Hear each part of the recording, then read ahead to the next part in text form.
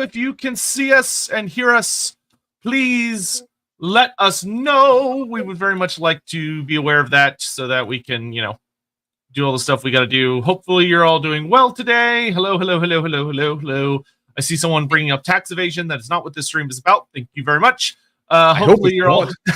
Because if so, I am definitely up for the wrong stream. Hopefully everyone's doing okay. Okay, I see that we're on YouTube, Twitch. If y'all could just... Well, I'm sure we're on Twitch. But we're doing very well. Hello, all. Let's start off with our typical bookkeeping. We have, obviously, a fun stream lying ahead of us as we dive deep into the dark, mysterious, and magical forests of Athel, Loren. But before we do that, we've got a couple of things to say. Number one, as always, if we have super chats, we are going to be bringing up them to screen during the course of our chat. We'll be bringing them up in batches. We won't necessarily be taking them all at once, but we will definitely be taking them all at some point during the course of the stream. We may bring up other comments as well that you drop down just because we like to do that every once in a while, and we are whimsical creatures, much like the spites and the spirits of the Athel Loren itself. So who knows exactly what will come up on the screen beyond that. Beyond that, if you do have anything that you want to say to us, you've got the chat where you can chat to each other or us as we go. Other than that, anything you want to open with? I am definitely Compass Mentis right now. Yeah, just a couple little quick things of that. Hopefully you're all really doing well. If you haven't already, make sure that you just pop by everybody's channels. Andy just finished a absolutely amazing finale to part 3 of The Enemy Within. And it was super exciting. It was genuinely stupid exciting. I was on the edge of my seat and yelling at the screen almost the entire time. But it was super fun from my side as well because it didn't turn out as I expected. Yeah, it was a very good time. If you haven't already, it is never too late to start watching Warhammer, especially because it's actually not super hard to get caught up. But yeah, if you haven't, make sure you check that out. And then for this Wednesday, there will be a stream. We haven't locked down on what it is going to be yet. I've seen some really nice ideas kicked around. So me and Andy will be chatting about that after the stream. But good news for I think most people in chat is that y'all did it again. There was another tie on figuring out what the hell we're doing for Lorebeards. So while this week we're doing Athel Loren, there will not be a vote this week because next week we're going to do Takala, the denied one, which is going to be pretty cool. Yeah, I'm looking forward to that one a lot. Not just because I always enjoy a little bit of elf fun, and who doesn't like a little bit of Slaanesh fun? But because it's a character that doesn't have an enormous chunk of lore. And as we've discussed in some of our previous streams, that doesn't necessarily mean we don't have a lot to say. So that's going to be super, super fun for us to dive into. But today we're going in a very different direction, for we're heading towards Athel Loren, the realm of the Wood Elves. Yeah, so without further ado, I believe we are good to get kicked off. Yeah, okay, so I'll begin, because you know that I love to have a little jaunt through history to get us going with any of these streams. So, before we dive into our first batch of super chats, let's have a little discussion as to where the hell Athel Loren came from in the first place. Now, for those of you who know your Warhammer, we're aware that there have been many editions of the battle game. That started with first, that moved up to about 3rd edition, where the Warhammer world, as we understand it, began to form properly, and then moved from 4th, where it came in hard, up to 8th edition. And we also have the old world on the battle game side. Where on the fantasy roleplay game side, we have 1st edition all the way through to 4th edition, each of which had a slightly different take, much like the battle games. Athel Loren, though, it first popped up not as Athel Loren. Well, it did. So let's dive into that just a little. All the way back in the late 80s, there was a need for Warhammer to have a place to have all of its fights. So we got ourselves the old world and the Warhammer world in general, where they took all of the various historical models that were available out there, all the fantasy models that Citadel Miniatures were making, plus everything else, and just went, yep, let's drop them all down into one giant world. And for our Tolkien Wood Elves, which we all know, and in many respects, the token Wood Elves that were added to the setting, we got ourselves multiple locations. One of the largest of which was the Loren Forest. Not Athel Loren, the Loren Forest. Now, it was sited over at the far, far, far right of what is now very well known as Britannia, their equivalent of France. It's also worth noting that Britannia at this point was not the Britannia we knew today of chivalry and knights. It was much more pre-revolutionary France. It had quite a different tone at this point. And the Loren Forest was also completely different to what it would later become. Our first Loren Forest is just a big forest. That's it. Just a big forest over at the far east of Britannia, sitting in the shadow of mountains on 3 of its sides. In terms of its very first lore, one of the best places to go to if you want to get an idea of what it's like is go find yourself a first edition copy of Warhammer Fantasy Roleplay. In there, you will find the demi-humans of the old world. Back when elves were demi-humans and dwarves were demi-humans. And they have a discussion about the Loren Forest. And the Loren Forest is pretty much summed up with just a few pithy sentences, which is, yeah, this is where most of the wood elves come from. Yay! That's pretty much about it. And Athel Loren is mentioned for the first time because Athel Loren is the capital. It's the biggest city of wood elves in the old world, where the king and the queen of the woods, and that means the king and the queen of all wood elves across the old world, were sited. Now, back then, because Warhammer Fantasy Roleplay 1's population numbers were super weird, they were not really based on any great historical document, and they were often based on some very odd sources, but they said it was an enormous, huge city of wood elves, Athel Loren, and it had about 1,000, which both contradicts the whole concept of an enormous and huge, and also the idea of this is the biggest city of wood elves in the old world, then surely they're going to die out pretty goddamn soon because there's just not all that many of them in the world.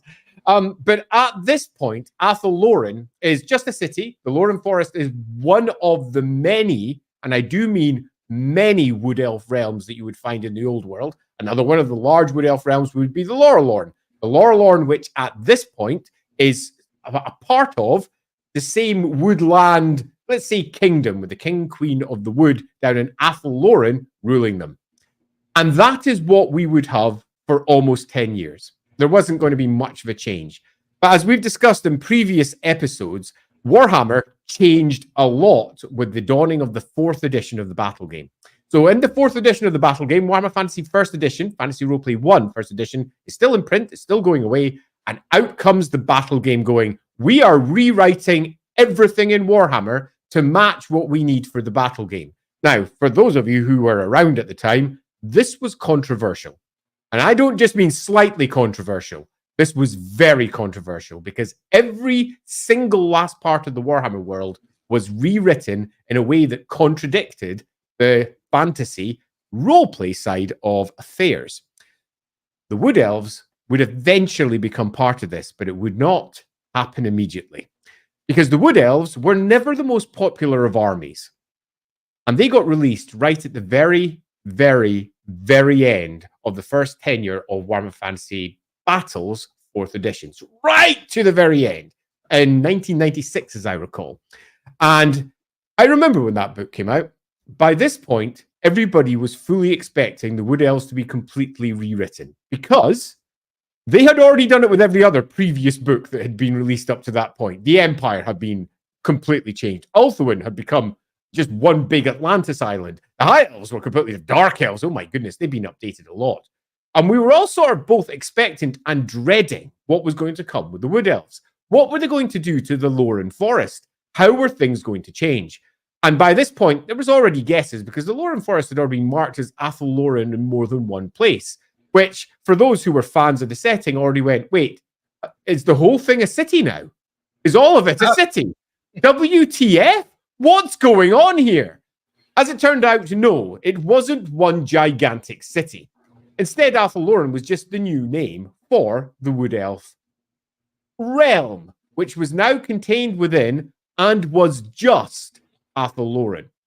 When the Wood Elf Army List came out, they changed again everything that everyone understood for Wood Elves. And there's a few things to note here because we're not really going to be discussing Wood Elves in this stream. We're going to be discussing Athel Loren itself. So we're not going to be sitting there diving into the history of various Wood Elves and what they did. That's not what really this stream is about. It's about Athel Loren itself, where it came from, what it became, and how it's organized these days. And they changed Athel Loren a lot. The biggest thing they did was they said, you know that big wood elf forest that you've all known about for a good 15 years now? It's a big magical forest. Well, we kind of hinted at that in a few places, but when I say magical, I mean really magical. And Athel Loren doesn't mean the city that's in the Forest of Loren. It actually means the forest from the dawn of the world. They re-pitch Athel Loren as a magical, and I do mean deeply magical wood that is filled with living trees and spirits and a whole host of oddities that are a bit different. And they upgrade the entirety of Athel Loren for the first time, adding proper detail. And the detail that they added in this army list is quite unlike what we'll come to know and learn in later editions. Here, they went, Athel Loren is split up into a variety of, and they named them quickly, glades. And each one of these glades was centered around one of the primary types of tree that they imagined might be in Athel Loren. So you had a beech glade and a pine glade, and the great oak of ages, which was at the center, was surrounded by oaks because it was the oak glade. And as you go around all the various parts of Athel Loren at this point, it's given a pretty pants map in this book. The pants map is split up into various glades, and they use those glades to give each one of the areas a tone. And to put it very simply, said, and the wood elves moved into this forest, and each one picked up traits from wherever they lived. So if you came from the Ash Glade, you were like, Ashwood elves, yeah, man, that'll do, yay! And away they created the basic core of the shape of Athel Loren. This is going to change a lot in a later edition, but the core of the history of the wood elves don't. And this is really fascinating because there's two different strands here. The wood elf history pretty much doesn't change at all. It gets added to with later editions, but they don't really update it. Most of the elves that we come to know in the future are mentioned here. Most of the great stories, whether the great ages of the wood elf forest or anything else, are pretty much put in place here. But the actual details of Athel Loren are about to be heftily changed, but not as soon as most people expect. The wood elves, not being the most popular of armies, didn't get a 5th edition army list, but did get a 6th. And in the 6th edition, the place again got an upgrade. Not much. If we move to the 6th edition, for those of you who know your differences between the editions, when the 6th edition of the armies came out, they were somewhat more scant on detail concerning the background. They weren't redolent, because I do love that word, with extra stories and long histories and characters with at least a page or two worth of detail. Instead, here it was a quick intro and a bunch of army list stuff, explaining exactly what the armies were. And they didn't change much of the detail at all. They added to the stories a bit. They added some new special characters that we now know and love. They massaged the background a bit, but they didn't really change it much. And it really isn't until we eventually arrive at the 8th edition of Warhammer that we finally get the Wood Elf Kingdoms as we know them today. And when I say they changed, they really changed. Where beforehand, it was a big, forested, magical realm, which was split up into various glades, and each of the elves that lived in those glades had a slightly different character. And then you had the king and the queen, all the main characters that we know and love from the Wood Elf army list, if you want to go into them. They completely redid the entire forest. Now, for me, this was a pain in the arse, but it was also a good thing. Let me just go grab it. So by this time, here's the special edition of that Wood Elf army list. Oh, fancy. Okay, yeah, super fancy with little gold leaf on the edge of it, and lovely little best. It's a super lovely book. Now, I got this book because my daughter, my eldest daughter, was collecting wood elves at the time, because she loved wood elves and she thought they were ace. So I picked it up, and I was working at this point on Warhammer Fantasy Roleplay. And I was at the point where I was doing maps for them, and I was looking at it going, oh, this is looking very interesting. Let's have a little look through here. It's 2013. I was on the tail end of Fantasy Roleplay, and the Wood Elves have been pretty much established by that point for what they were. The Azrai that we all know, for those of you who want to go into the Wood Elf side. But then this book came out, and its map came out. Grab that book again, and it completely redid the place from the ground up. It took every single one of the various glades that existed before and didn't just replace them, it reboundaried the whole thing with an entirely new map. And instead of presenting them as glades of one tree type, They split it up into eternal realms, 12 eternal realms, in fact. And each one of these realms was pitched with a quick, generally 3 to 4 paragraph description with a lovely ruler laid in there too. And a completely different version of Athel Loren was presented. And I mean completely different. The stories were entirely upgraded. The danger of the place was massively upgraded. It was a little bit like somebody had been listening to hard rock for the last, I don't know, 20 years, and then suddenly went, wait a minute, our volume, or indeed our amp, goes up to 11. Let's put the fucker up to 11. So they did. And they completely ramped up everything. So the discussion we'll be having today is obviously about the newest version of Athel Loren, because that's the one that is the standard setting for all games that are made today. This is the setting that the old world will be riffing on. This is the setting that games like Total War, games like Vermintide, as you move off, and games like Warhammer Fantasy Roleplay 4th Edition were using as their base level entry point for Wood Elves. But before I continue and finish with my description of where Athel Loren came from as it is now, it's worth noting that there has been one further development to the setting beyond just what is presented inside the rulebook. Because at the end of the 2010s, I was hired to do Warhammer Fantasy Roleplay 4th Edition. And I was in a bit of a place where I had to rationalize what a Wood Elf was. And that, as it turns out, was a much more complicated question than everybody realized. Because Wood Elves, as they are pitched inside the Wood Elf Army list, are xenophobic isolationists who have absolutely no desire to speak with anyone. Doesn't make for the best PC at all. And we also have officially on the various Warhammer maps a place called the Lorelorn. The Lorelorn, a great Wood Elf forest up to the north of the Empire, to which the Wood Elf Army list claims doesn't exist. The only Wood Elves that exist are in Athel Loren, and that is it. So I had to sit down and make that all work. And I did. The elves of the Lorelorn are a completely different type of Wood Elf. The elves of the Athel Loren are, again, a completely different type of Wood Elf. And there are possibly other elves, old colonies that came from a long, long time ago in other small isolated places in the old world. So you'll find that the background goes back to the very first edition of the game, draws inspiration for there, but takes every edition of the game that comes in between and says they're all true too, and this is how we make it work together in one final big setting. So that brings us up to today. So today we have Athel Loren. Athel Loren is the magical home of, well, many people say it's the magical home of the Wood Elves, but they are, in truth, more recent invaders. The realm of Athel Loren is, in fact, the magical home of great, enormous tree spirits and nature spirits. And the elves came along much later into the whole affair and inveigled their way in, largely because of a great story that we've already covered when we did the stream about Durthu. So do go check that one out, because we go into some depth as to how exactly Athel Loren becomes pretty much the Wood Elf realm rather than just the tree spirit realm. So we've got ourselves a huge magical place which is bound in with magical stones that are holding it in place. We'll get to exactly why pretty soon.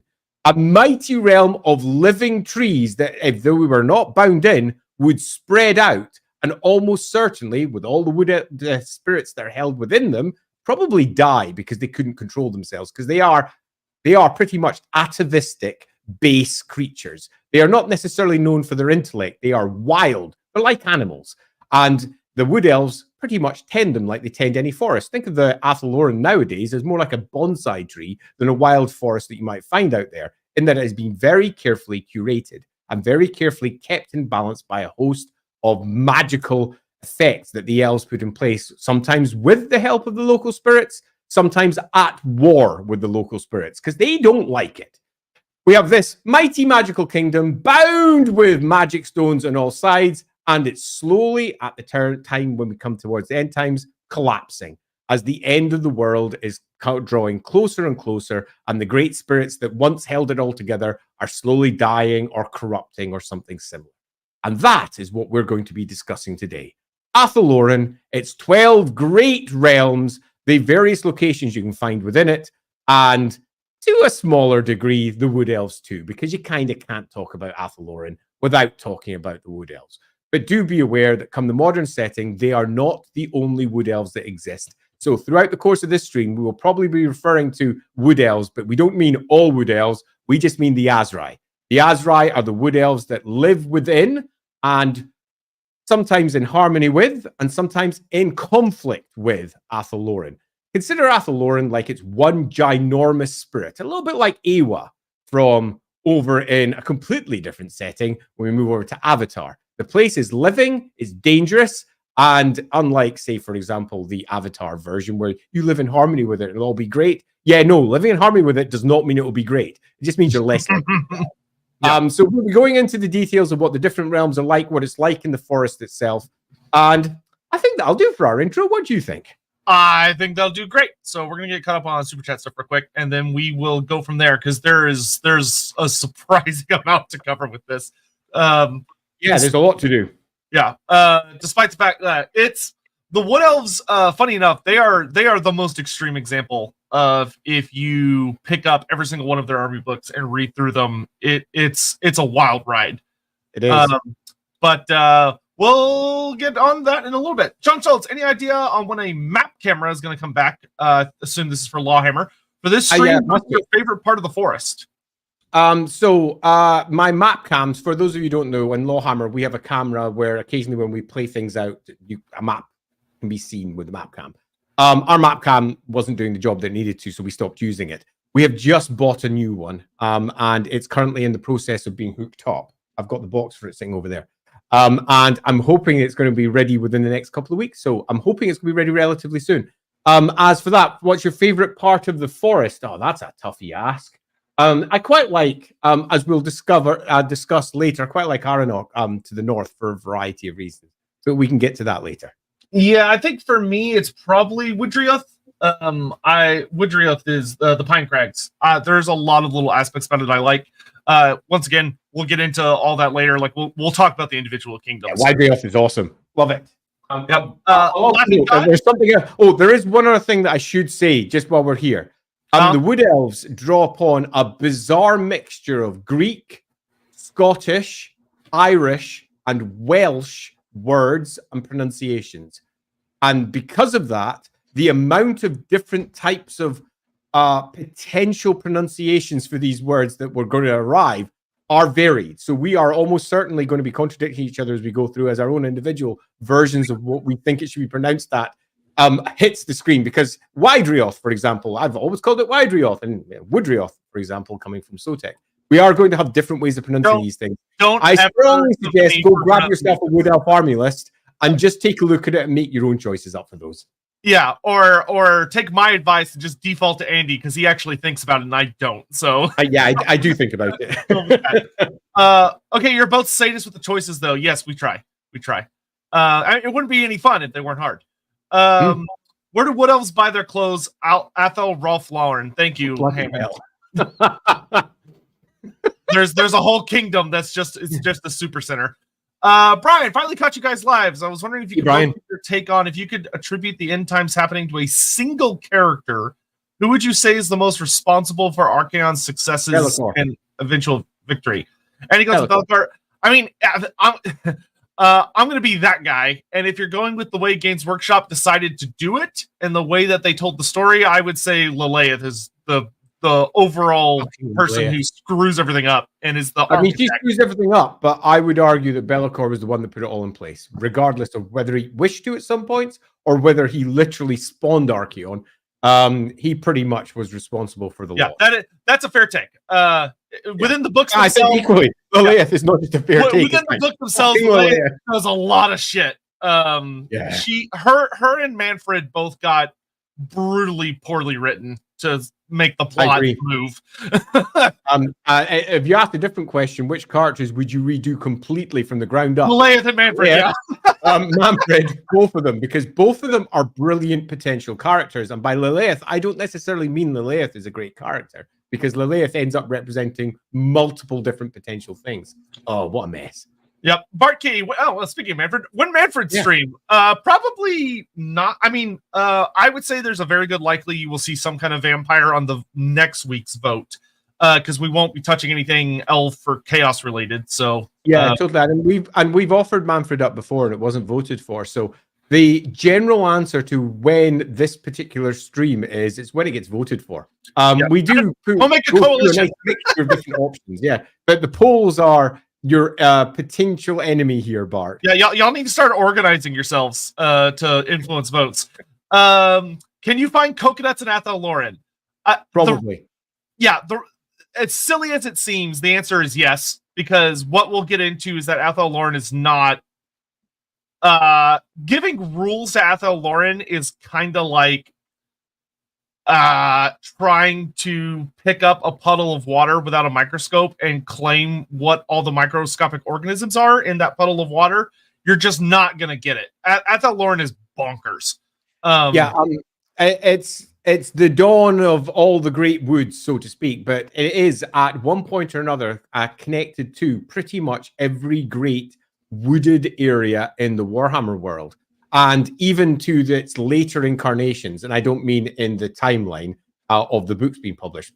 In the 8th edition, it pretty much says right at the very end of time, before the world just goes boom. Even then, it's connected to the vast majority of the forests of the world, and that means most of them have come back through. And as we'll discuss, large chunks of Athel Loren are locked in weird times, weird seasons, weird temperatures, weird places. Some of them are quite literally like wandering through a tropical forest or a rainforest or an equivalent. Other parts are locked in eternal winter or eternal summer. Yet, nevertheless, the trees will not just thrive, they thrive at often an extraordinary rate. Even in the darkest, most blighted areas, the trees are still strong and moving on with some capability. So the answer to this is almost certainly yes, because all the forests of the world are connected through to Athel. Yeah, I'm gonna kind of represented there. This will be one of the rare streams that later, not right now, but later I'm going to bring up an image to demonstrate a point, which is just how ridiculous Athel Loren is as far as like its reach. Because Games Workshop actually made a really cool series of pieces about it, which Total War took and then expanded on to really nice effect. So anyway, Michael Thomas, thanks team. Always great listening while painting. Well, thank you. Hope your painting goes well. Is there a tropical island section of the forest? Not that they explore, but is it there? Yes, and it's almost assuredly within the Summer Kingdom, which we'll talk about. Yeah, agreed completely. The army books really only focus in on a couple of paragraphs for each one of the core areas of the forest. This horror forest is truly freaking huge. Don't think of Athel Loren like, say, for example, like the Black Forest over on the edge of Germany. It's much bigger because the Empire and the old world as a whole is much bigger than the real world equivalents already. So this is a truly enormous place, and it's got so many nooks and crannies and special locations and caves and roots and high soaring peaks and weird ass stuff that there's not just some bits that are like that. There'll be multiple varieties of them popping up in different versions, some of which will be like a blighted tropical forest, another part of which might be a proper summer tropical forest that you move through and you feel like, I don't know, you're playing the start of some sort of Kingdom Hearts game on a lovely little beach with palm trees looking down. So yeah, the answer is broadly speaking, and I think just in general, should several of these questions come in, if you are thinking, is there a tree type that could exist here? The answer is yes. And let's also add that there's probably a special version that only Athel Loren has of all of those as well. They don't just have an oak. They have special sky scudding oaks that do special things. They don't just have big redwood equivalents. They have the special Athel Loren redwood that goes to the sky and back. It's a proper crazy place. Yep, laughing God. I do think it was a bit of a missed opportunity of the battle game not to have various magical forests as sub-realms of Athel Loren. Could add sub-factions, playstyles, narrative weight. Yes, very much so. Granted, if you go back to Warhammer Fantasy, they didn't really do sub-factions outside of summer campaign events. And unfortunately, the Wood Elves got left behind in a lot of those. Because you're right, that for Storm of Chaos, it was a genuine shame that the Wood Elves didn't get one of the little bonus factions that they added. For like they did for like the Slayers of Kanak Kadrin or the Cult of Pleasure for the Dark Elves and stuff like that. The Wood Elves really should have gotten something for the Storm of Chaos. But it would have been lovely if the Laurel Lorn had been tackled, for example. That would have been beautiful. Yeah, that They're being giving you said, something better to work with rather than just having to make it up.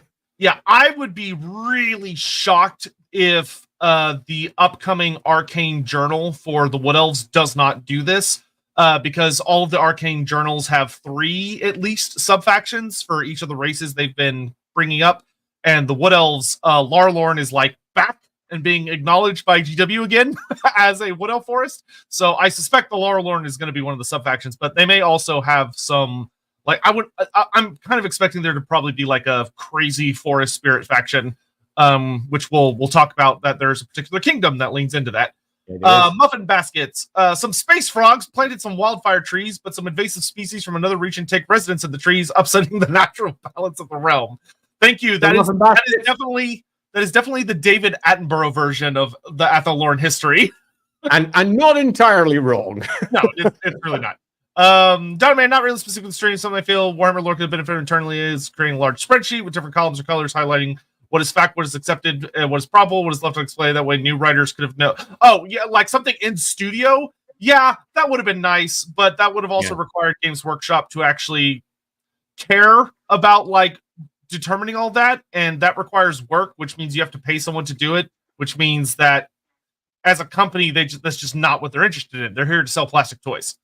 Yeah, they are. And I do think it's a bit deeper than that. But, oh, pardon me. Bless you.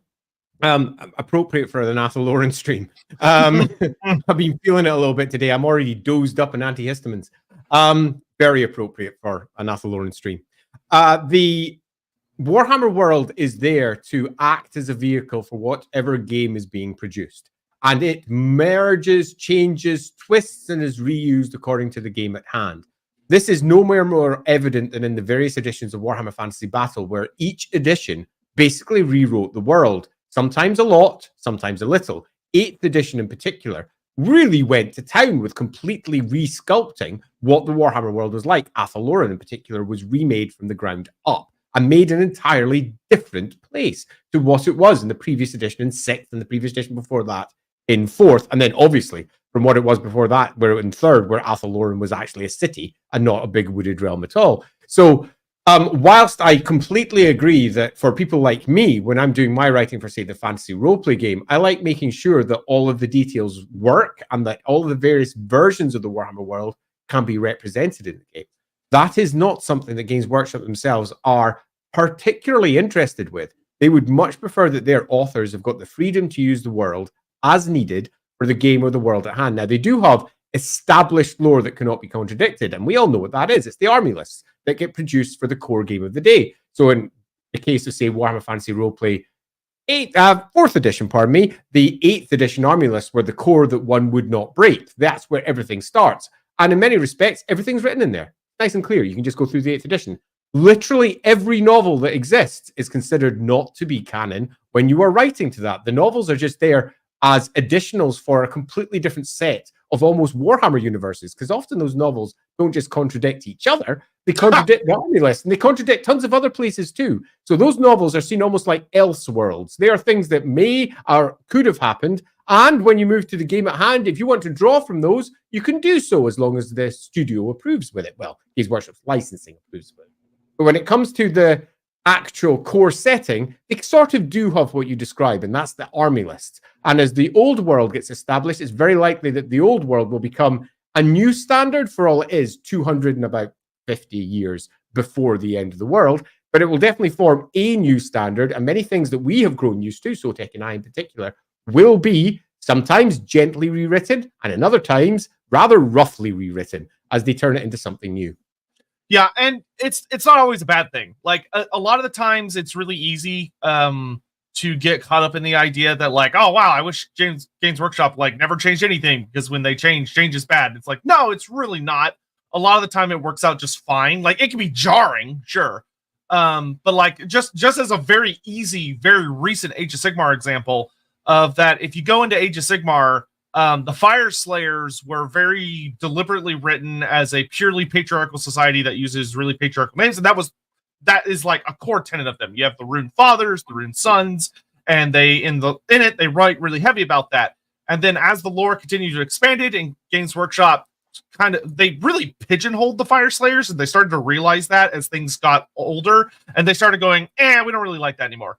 And they started having more authors come in who started writing about like female characters and stuff. And then they released some minis that had some female Fire Slayers, and they proved really popular. Like people were just buying them and super excited. So now in 4th edition, they literally came out with new lore, the new core book that just completely retconned the Fire Slayers. So they're no longer patriarchal at all. Like they completely retconned it. And it's like, oh, okay, that's a good change, because it makes just a better story and allows for a lot more stuff. And that happens a lot. So sometimes it's great. I would say most of the time when they change things, it's really not bad. Most of the time it's just kind of different, which people can feel like is bad because change is scary. But yeah, so just I'll add a small detail there. It's not just this change is scary. If you're someone like, say, for example, me, who is role-playing within an existing world, and let's say you've been role-playing inside the Warhammer world, playing your own version of the Empire for about the last 5 years, and you really like it, and it's based directly on what's written in the books, and you've got a really good idea of what that world is and a good grasp of how it works. Then a new book comes along, and they, from your perspective, arbitrarily change it. That could be a small arbitrary change, like the town Delberts is moved from the bottom of Middenland into the middle of Middenland. It literally has just teleported halfway through, purely because of the whim of a writer. Or it could be something big, like the Wood Elf realm of Athel Loren has been completely changed. All the glades are gone. All the versions of the Kinbans and the Kidrins and how they work are gone, have been replaced. That can be annoying as fuck, because you've got an established world that you're playing in, and now you've got a decision to make. Do you just ignore the new stuff, much of which might be super cool, or do you just rewrite your entire game around something that you think may change again in 3 years' time? So be aware. I agree entirely with Sotek that generally the changes are for the better, but you are going to find, particularly across the internet, large factions and corners where there is deep antipathy towards any form of change. And it's not necessarily because the changes are bad or they're just changing. And it's not just because it's scary, it's because they've got an established world that they love, and they've been told that established world doesn't exist anymore. And that can be hurtful. Yeah, which is why you should prescribe to the Andy and Sotek method of dealing with it, which is that you just take it all, bring it all together, rush it together, and go, I'll just make it work. Dark Deeds, yeah. Dark Deeds. I'm sure I'll just say that the Dark Deeds is arriving into the various stock holding positions in the US at the moment. So I imagine early August is going to get shipped. So if you haven't pre-ordered your copy, go pre-order it now. Good way to support the show. We would really appreciate it. Also, it's going to be a really, really fun game. And yeah. Tom, really, I thought Kremlazar Gemlo, God, y'all are just playing like charades with that name, was the one responsible. Speaking of Avatar, though, the last Airbender one, how similar is the Oak of Ages to the giant tree at the center of the foggy swamp where all the trees are connected to it? Yes. Yeah. We'll get it. Kinda. Yeah, we'll get into that in a little bit. I mean, there's definitely similarities there. Yeah. John, I mean, granted, a world tree is a super popular trope, and Warhammer has a world tree, which is the Oak of Ages. Jonathan Scott, I was always wish Games Workshop played the horror themes of Athel Loren more than the stereotypical fantasy ones. Give me less Disney, more Predator. We will talk about that. That's actually what Athel Loren is. Yeah, it's not a happy place. It's horrible. Yeah, so I do think that's worth making clear when we discuss our way through the various realms, because inevitably we're going to get to that. Athel Loren is, yes, in many respects, this classic fantasy elven stereotype of dancing and halls and drinking and merriment and servants providing them with everything that they need. I know, isn't that lovely? And then you go out into the forest. And it really does put the various options that say token added with Mirkwood and make them look pretty pants. Yeah, the word, to be frank, Athel Loren is not, like, even for the Wood Elves, it's not safe. It's a horrible. No. And also, we're going to be probably playing a little bit with one of the stereotypes of Athel Loren that stands up as well. One of the stereotypes of Athel Loren is anyone that goes in there is screwed. I am going to deeply contradict that and explain that if you're playing, say, a fantasy roleplay game, it is a much better setting for role-playing than you might think. But we'll get to that soon. See, the description of Athel Loren's connection point to all the forest reminds me a lot of library space of Discworld. So, yeah, to a degree, not an unfair comparison. and the great world routes that span out across the world. And by the way, they really do span out across the world. They do make the Skaven tunnels that spread across the world look almost small by comparison. These great routes that are spread throughout all of the Warhammer world are not entirely dissimilar to that, but it's also worth noting that Athel Loren in and of itself is not that dissimilar to that, as well as a metaphor for those of you out there who know library space. So yeah, there's definitely going to be something to be discussed there. Yeah, I'm actually going to go ahead and bring this up real quick. Of like, this was the 8th edition version of the World Routes map, which you could see is bonkers. Like, it literally goes everywhere. What I actually find hilarious about the living world routes part, you could almost hear the game designer going, right, what factions are we using in 8th edition? Right, let's put a yellow line from us to there. Excellent. So if we want to have wood elves facing dark elves, sorted. We want to have wood elves facing off against dwarves, we'll just put it all the way down the dwarven realm, sorted. Orcs, all the primary areas, so that goes right into the Badlands, perfect. Will we make it go over to Cathay? No, we're never doing a Cathayan army, let's fuck that. So basically, it's a pure example of all the areas that Games Workshop cared about at the time, plus a few others for fun. And it just makes me laugh every time I look at it. Yeah, and what's funny is if you go into Total War Warhammer's Immortal Empires, you can actually see that they deliberately put a lot of the teleporting Wood Elf force you can go to where these lines end up, though they added a few. Obviously, like they added the Grand Cathay forest, which is not on this map, but see, what did GW says? Be on a new one. Hey, we need a Cathay forest. And they were like, all right. Yeah, so totally. They made a new world route. But there's that for anyone that's curious. It's a real nice thing there.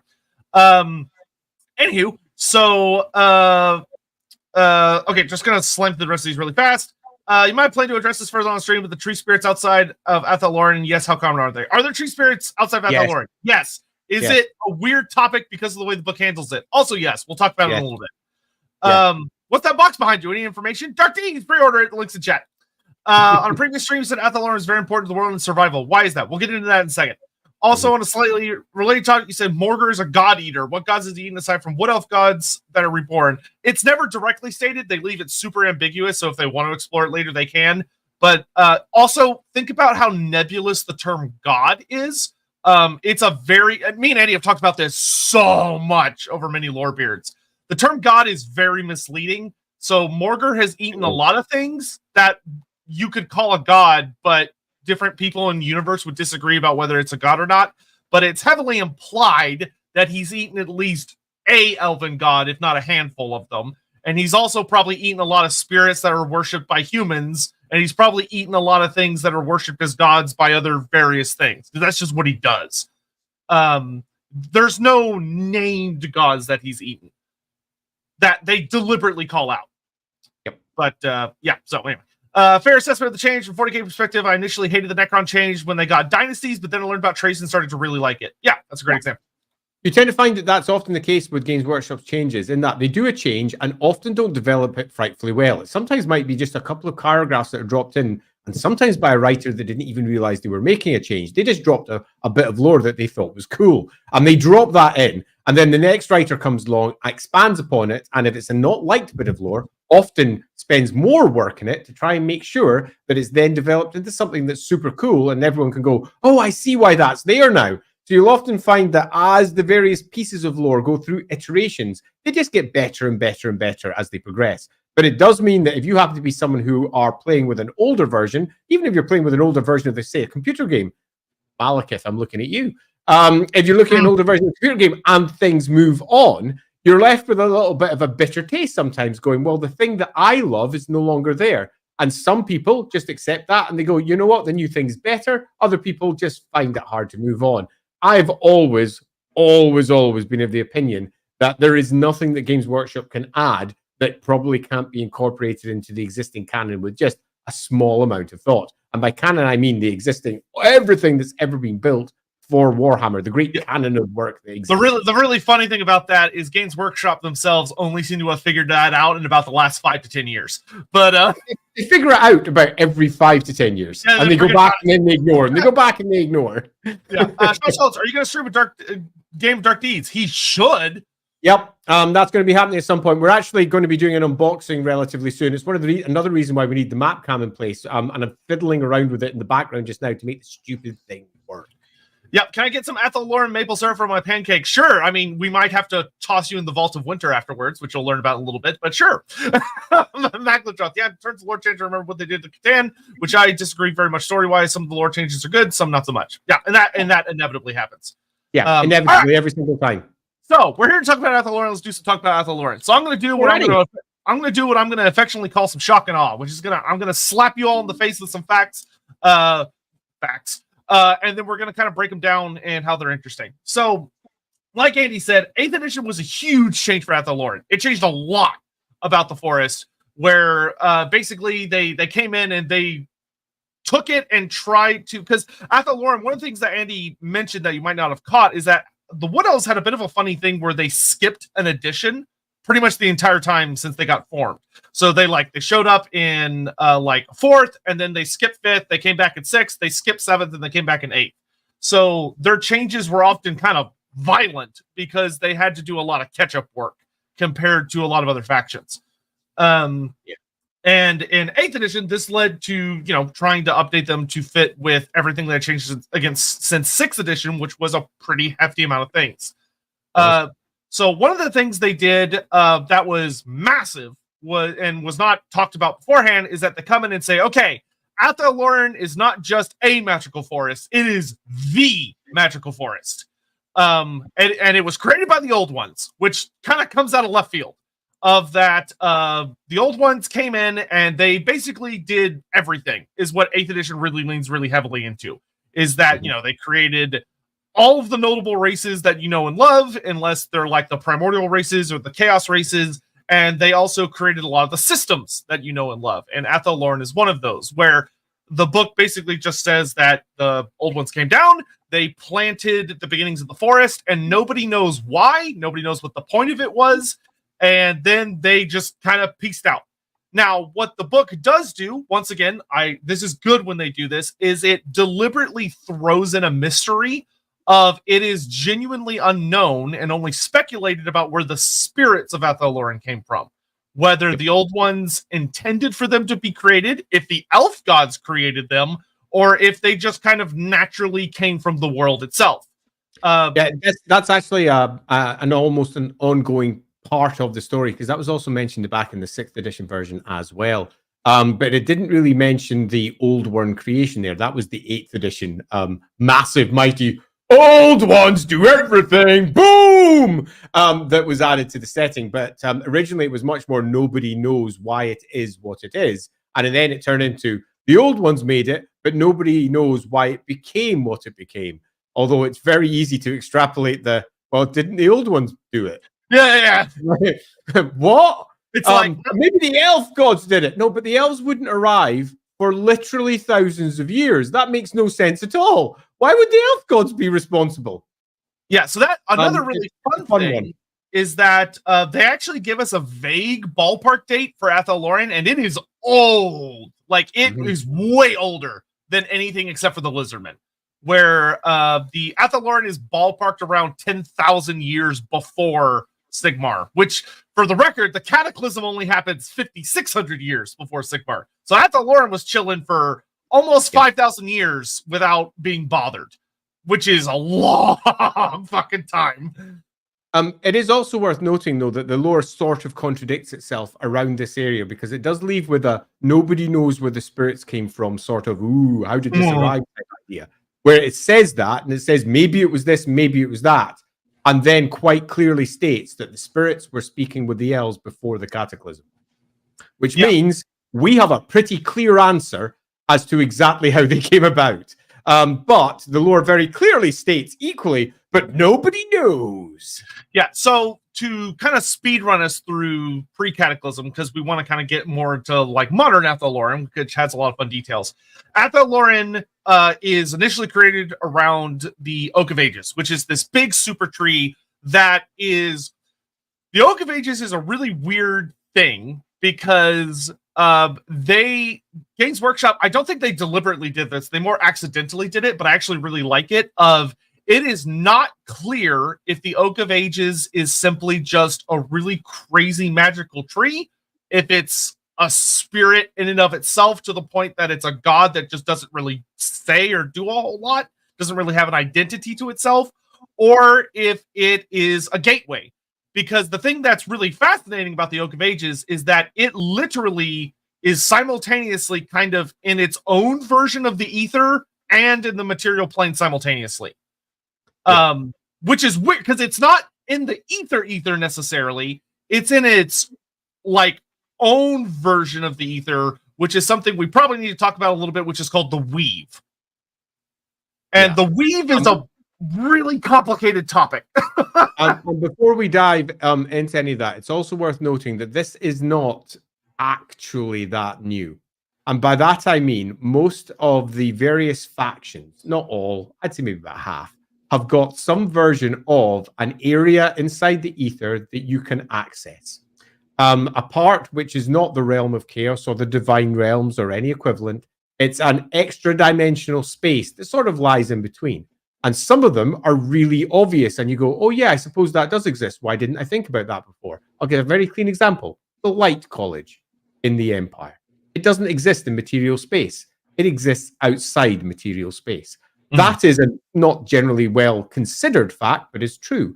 The various other areas are often squirreled away. Like, for example, in the undead parts of the lore, you find out that many of the spirits lie in an area of the ether that lies between the mortal realms and the great divine realms of spirits. They don't really get picked up by, say, Mor, the god of death, and taken on to the next step. They're lying somewhere else, and many vampires can only see that part. They can only see the shadowy lands that lie beyond.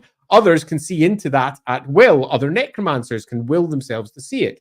And if you go over to the fantasy roleplay side, there's a host of spells that allow you to see into many different parts of not the ether, but other spiritual realms. So be aware that the weave is not something that stands out as unique and weird. In fact, it is a common part of the Warhammer world, and that is that there are parts of the aether that you can enter as a material creature. So that's part of the magical side of things. You can move in, and it feels like, if you're there, pretty much the material realm. But because it's not really in the material realm, it completely warps space and sometimes time.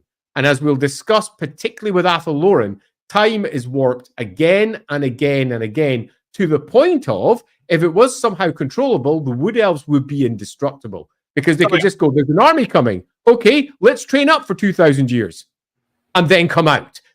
Because time itself runs very, very oddly in Athel Loren. So yes, there is a host of places like this, but the weave is a special one.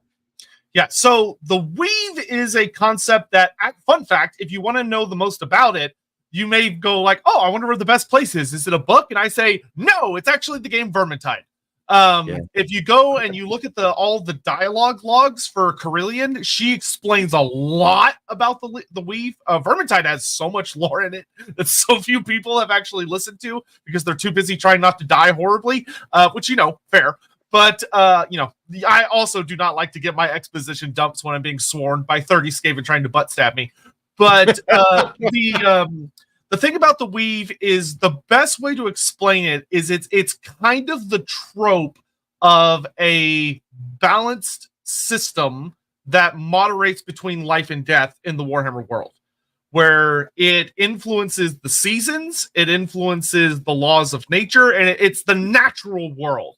Now, what's interesting, and this is something that's not explicitly stated, but is more of a theory that I have because of the way that it's organized, is that the weave really comes off like, if we think about how the geomantic web is a system for the lizardmen that taps into almost like shifting tectonic plates, magma, the power of the planet itself from a very geological, almost astronomical perspective. The weave is a very similar system the old ones seem to have manipulated and put into place, but instead of drawing its power from the shifting of the earth, it draws its power from life on the planet. I would say perhaps because of how it's often pitched, because of the way the gods are pitched, it appears to be, and again, we're both delving somewhat into theory hammer here because it's not really laid out. It's not, yeah. It's not it appears to be mostly the non-sentient life, although it is also attached to and directly linked with all life. But it appears to be much less linked to, say, Heish, the white wind of magic, which is intellect, than it is Gyron, the magic of life, and Shyish, which is the magic of death. Making sure that we don't just go, oh, it's all about life, is it? No. Shyish is a part of the natural process. And it very much appears to be directly linked to that, and in turn, the world roots, allowing everything to link together into one great system. It's kind of fun. Yeah, it's that, whole circle of life concept from Lion King, but Warhammerified up. And it allows for a really fascinating exploration of that. One of the things that helps why the weave is really fun to think about, and it helps the Wood Elves really maintain as they are guardians in a very specific way, where they try to maintain this balance. But what makes it fun, and what makes it not just like, oh, they're tree hippies, is that they have to balance between life and death, not just protect life for the sake of life. They're not Nurgle, which is life boundless without control and like a cancerous, just like blah, blah, blah, blah, blah, all over the place. Instead, it's about cutting away the unhealthy bits, about getting rid of the diseased aspects of life, trying to maintain a much more balanced and holistic approach. Like Andy said earlier, it's more like a bonsai tree as opposed to just a wild, expanding growth. Which helps the Wood Elf story so much, and Athel Loren's story of that you're dealing with this really complicated organism, as like organism in the sense of like a large group of systems that are keeping an overall system alive, being Athel Loren, of that it has to maintain between life and death and can't lean too heavy one way or the other. And when it's in balance, it's really, really powerful. The weave can be used by certain characters within the setting to unleash some pretty crazy shit. If the weave is like well in balance, Ariel is quite frankly one of the strongest characters in the setting. But keeping it in balance is borderline impossible because it naturally goes out of balance with the seasons, where in winter, death rises up as the predominant force. And in summer, life blows up as the predominant force. And so there's this really complex system that it's a mixture of the cycle of life, but not... I would say it's almost the magical personification of the cycle of life. So what it does is it takes everything that is alive in the Warhammer world, and it basically draws power from it. And that power, in terms, is almost stored in the great battery that is Athel Loren. Athel Loren lies at the very heart of it, in the great oaks that lie down in there. And the weave itself is largely the power behind the world roots. And the world roots are, bluntly, tunnels through the aether that one can just access pretty much at will. And tunnels that, as far as the spirits of the world are concerned, particularly the spirits of Athel Loren, that are deeply important to the survival of the world itself. And should these roots entirely recede, then the world itself will die.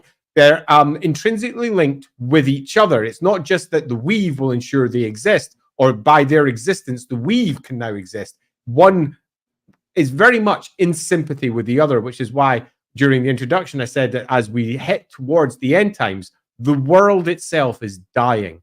And one of the reasons that the world itself is dying is because the world roots themselves are recoiling, have been cut off, have been infiltrated. And a part and a reason for that goes right back to the story of Durthu, because Durthu is ultimately responsible for the first taint to the world roots. But we discussed that in another stream. Go check that one out after this one.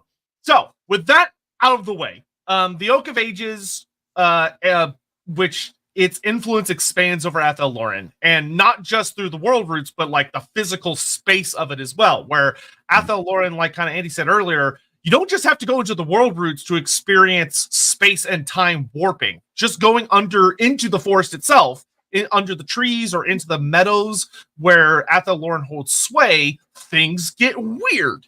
It's basically the realm of chaos, just with a very heavy nature theme.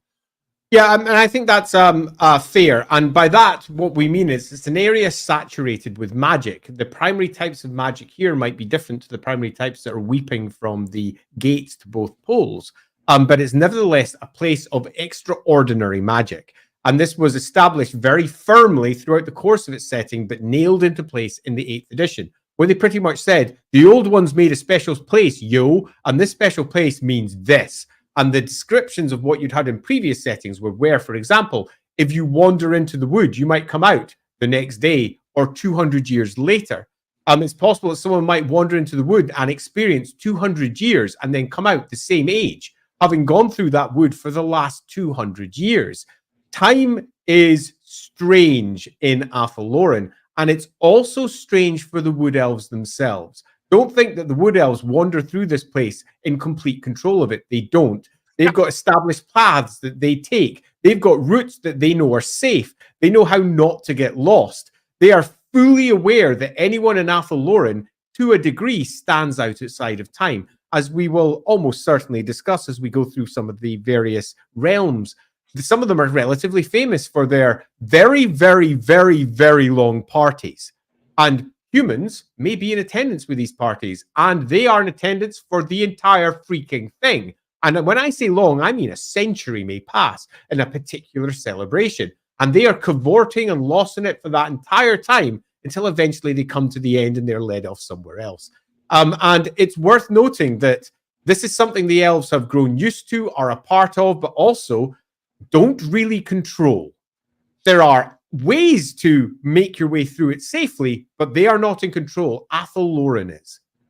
Yeah. So, just a very brief history of Athel Loren, because the history is kind of the least important part for, I think, what we're going to be covering a lot in this stream, is that Athel Loren, so the Oak of Ages, Athel Loren goes around it, and Athel Loren expands like crazy. Like, it takes over basically the entirety of what we now know as Bretonnia. It starts crawling its way up the Grey Mountains. It heads down into like towards Astalia. It's going up into the wasteland. Like, it's everywhere. It's a giant. I don't just think of this as a forest. They are literally traveling, moving trees. Yeah, and it's not just trees. Some of them are meadows. Some of them are different kinds of like plains, Great Plains, and all these other kind of weird places. It's not. Don't just think like, oh, European forest. It's every kind of like habitat you can consider that fosters life. And so it expands, and it's doing great. Life's going well. We get some fun notes when they updated the Zotes about how the Zotes were the earliest tenders of Athel Loren that we know of, that they were put in place by the old ones to watch after the forest, kind of like how the Slann were put in place to watch after the geomantic web. But it wasn't the old ones that were responsible for what happened, honest. Yeah. Oh, yeah. No. They may have started it, and they may have hired the gardeners, but they had nothing to do with what happened there. Yeah. So they do all that nonsense, and then the cataclysm happens. And Athel Loren, like everybody, struggles. Where the forest it shrinks and it grows, shrinks, it grows, shrinks, it grows. And by the time the cataclysm kind of ends, if you go check out our Durthu stream, Durthu comes back, and Athel Loren is kind of where it's a little smaller than it is today. Bigger in several places. Because when the elves first get there, it's in a receding position. It's been receding for some time. But it was also coming out, which they found receding. Durthu was like, wow, it's really tiny now, but it's still massive. It was most of the space. Like, if you just look at the Grey Mountains and then the vaults, pretty much that entire space was Athel Loren by this point. And Durthu comes back and learns that Athel Loren had, as not just the spirits, but the entire forest had evolved to combat the demons of chaos, and was kind of winning by that point. There, at the very least, was at a stalemate. But it talks about that when Durthu gets to the forest, was expanding again. It was pushing the demons back. Yeah. But Athel Loren had started. Noting is, just to make sure we definitely reinforce that point. The spirits before were not what they had become. Beforehand, the spirits of the forest were living at one with the forest and were not at all, let's say, war aspected. They were not fighters. They did not have the, let's say, propensity for killing. that the Dryads would come to develop with some significant capability. They were changed by chaos, and they were changed in what the elves consider, because it's very much an elven perspective, for the worst. But change is generally perceived in this case to be bad, almost like everyone's a small c conservative, and anything that's seen as development is a bad thing. There's a strong hint of that all the way through the Wood Elf literature in general, because it often harks back to Tolkien and the idea that the old ways are the better, for example. And it very much is the case for Athel Loren, where the old spirits were living at one and they were absolutely lovely. But when chaos came, everything changed. And this place became much darker as an overall place, far closer to the horrific side than the happy-go-lucky, fantasy, spirity side, where our average spirit over there is not called a happy spirit. It's called a spite. Yeah, and another thing that's really interesting that's worth pointing out is Athel Loren, a lot of people get easily and understandably confused by the Wood Elf roster, where they look at it and go, okay, so all the spirits are like treemen, dryads, and like the little spite thing. So they're all like trees. No, not at all. Athel Loren is full of spirits of all sorts of different kinds. There are naiads, which are the spirits of the lakes and the rivers. I was hoping to say in that. Yeah, I got told I couldn't add naiads to the game back in Warhammer Fantasy Roleplay 2nd edition. So we're talking all the way back in about 2006. I wrote an article adding naiads as spirits that Wood Elves could use, and I got told you can't do that by Games Workshop themselves because they don't exist inside the Warhammer world. All you have is dryads. So I came back at them with a general. This is why I chose to put them in and why they should be there, and I am convinced this fits in with the existing lore, and this is why. And then I got a nice reply back saying, you know what, we'll go with it, but we're not going to put it in with the Wood Elf stuff. We'll make that be something that's happened outside Athel Loren. Then the 8th edition of the army list came along, and it's on the freaking map. And I was like, oh, yes. Yeah, naiads are deliberately name dropped as really important in 3 separate kingdoms of the 12, which is bonkers. So they're like super important. So you got naiads all over the place, and then you got a lot. And Kelpies are mentioned. They're a Scottish spirit, and they're dropped right down in the book. I was utterly bewildered. But brilliant. Pretty much, if you know of like an elemental spirit that exists in some form of mythology or pop culture, it probably exists in Athel Loren. Yeah. Spirits of the rock and earth and water and trees and all that stuff. They're there. They're there hanging out, doing the spirits of wind, spirits of sun, spirits of literally any element you could throw at the wall. It's somewhere in Athel Loren. Yeah, and it's also worth noting that these are not your kindly spirits that sit waiting in a tree or a river or a brook or some equivalent for you to come along and say something nice and for them to come out and go, I'm a spirit, ooh. They are spirits of nature. And as spirits of nature, like the Azrai, the Wood Elves themselves, they sit pretty much in the middle of the balance, which means that some might be good, some are definitely not. Some might be extremists on either side of the great. However you wish to put your axis, there is no real good or evil here. There's basically nature, and nature is horrendously destructive in all of its forms, and Athel Loren represents this. Many of the spirits are pure destruction. They are pure horror show. Some of them are truly awful, and that's a core component of what Athel Loren is. And it's also something that represents how chaos has changed it, where beforehand it was a bunch of spirits that were, gently speaking, neutral. They were very much protecting their own, but they didn't have evil thoughts or dark thoughts or destructive thoughts. With the coming of chaos, that changed completely. But it didn't just change deep down into the we're now pure destructions. It also hyped right up into the no, we need to help. Because the spirits ended up changing not just one way, but in all ways. Because as we know, chaos doesn't just go in one direction. And the spirits themselves changed in all directions. So Athel Loren is anything. Well, it's inconsistent. Yeah, which makes it even more fun, and also makes a lot of sense. So basically, it remains that way. It expands a bit, leading into, as the world expands, the elves initially discover Athel Loren, and the first elves that go in there do not have a great time, and the elves learn to stay away from it because it is not friendly to outsiders or blooded life. Like it tolerates things that it considers part of its own natural balance, but in the beginning, it has no tolerance for dwarves and no tolerance for elves or men. It's actually hilarious. We've got a lovely little bit, I think in the 6th one, where they describe the elves first arriving there. So this is post the Cataclysm, and it's a good 1,000 or so, 1,500 years after the Cataclysm.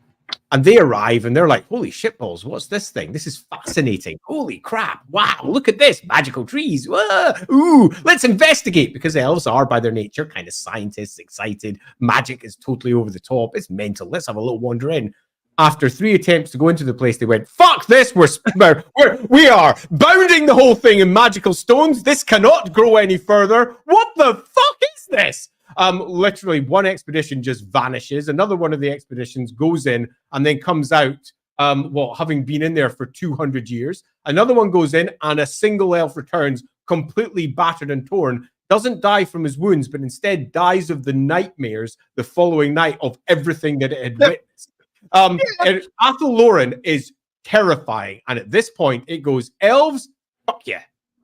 Yeah, and that's where the waystones come from. Not the waystones, the binding stones. The great big, well, they're still waystones in terms of what they are. True, yeah, totes. Yeah, so there's this big old ring of stones on the outside that make up what are known as the Wild Heath, which is the land that kind of exists between Athel Loren and what we now know as Bretonnia. That these stones are responsible for keeping Athel Loren contained. And originally, it was to protect the elves from Athel Loren, which is kind of hilarious. It was the elven colonists going, that thing's fucking out to get us. It needs to stay there.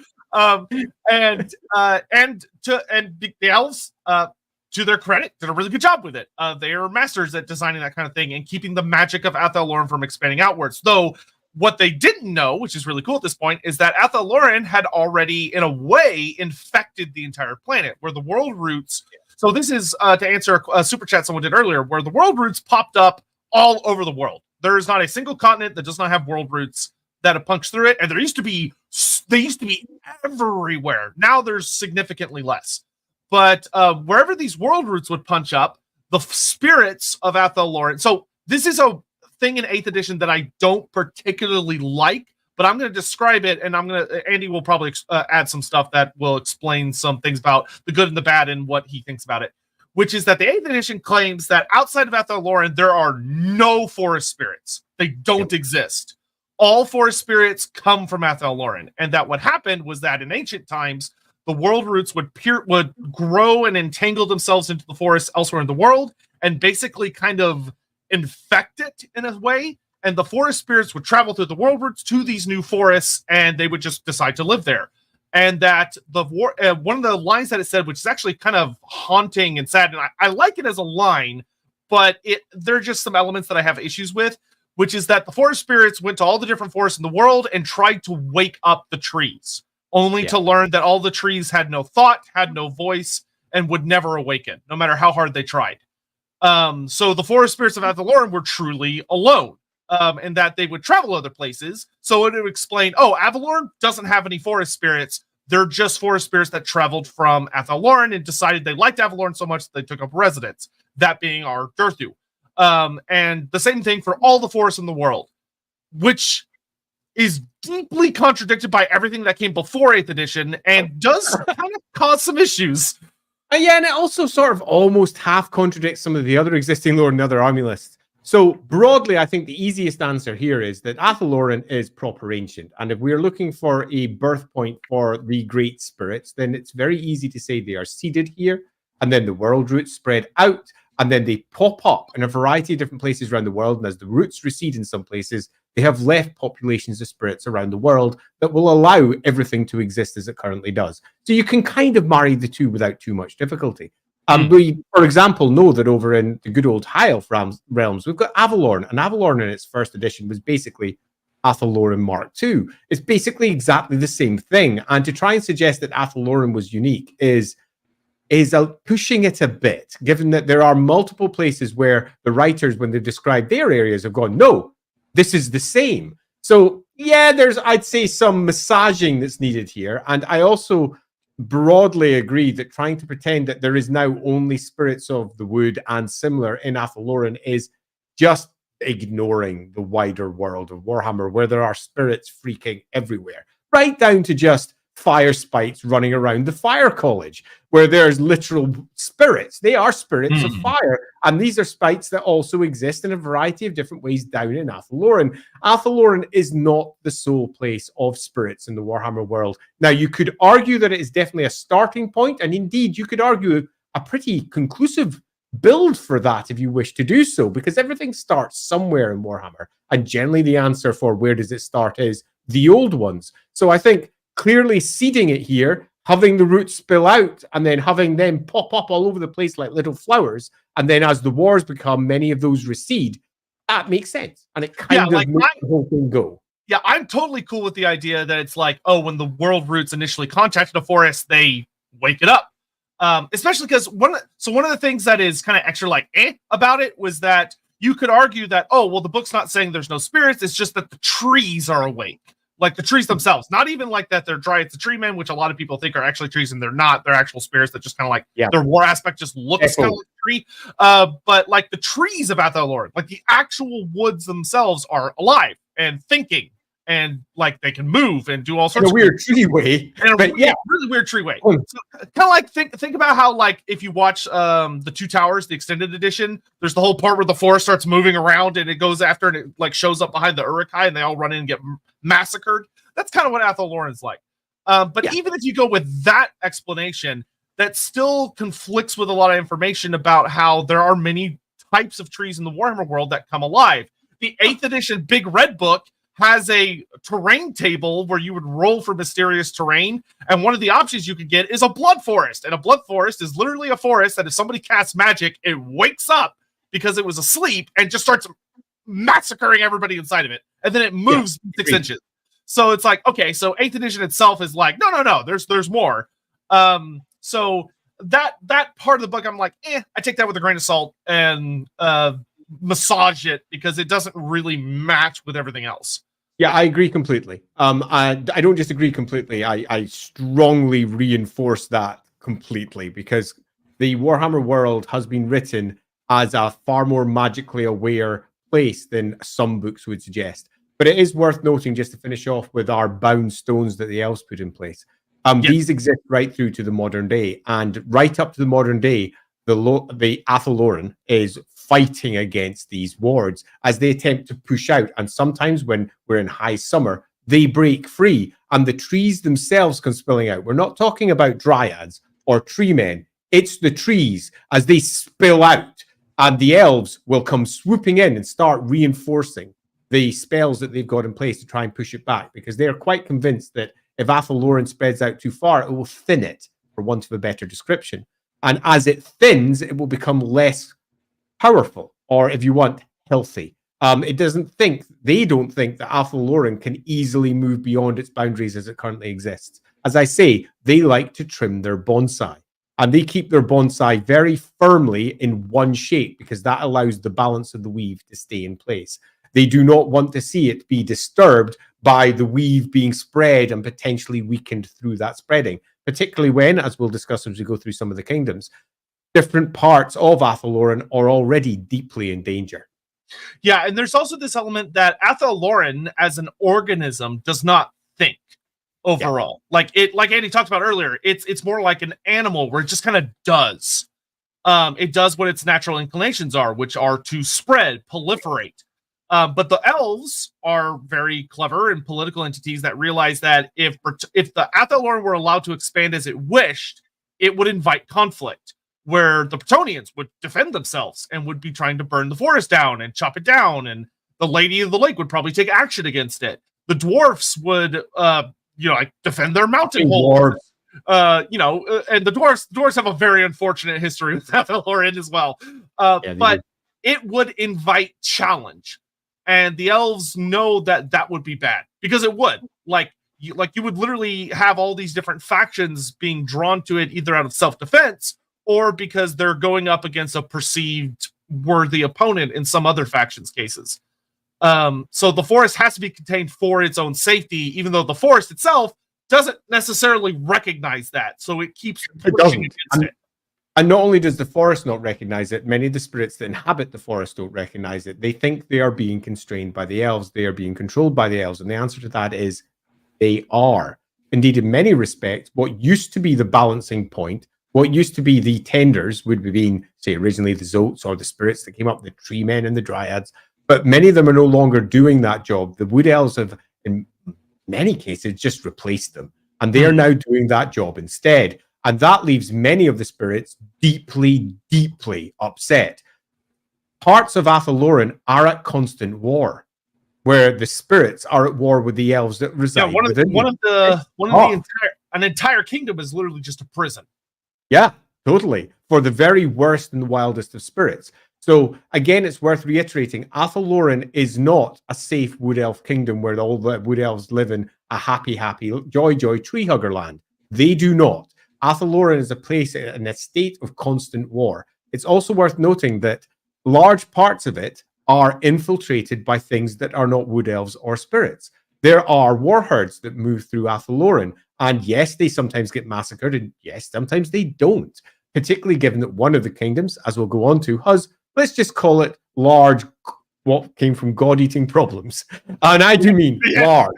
And this place is not safe. But beyond that, it's also huge and far too big for it to be entirely patrolled. The general idea is if you wander into Athel Loren, there'll be wood elves pointed at you literally immediately, pointing bows, about to kill you. Spirits, no.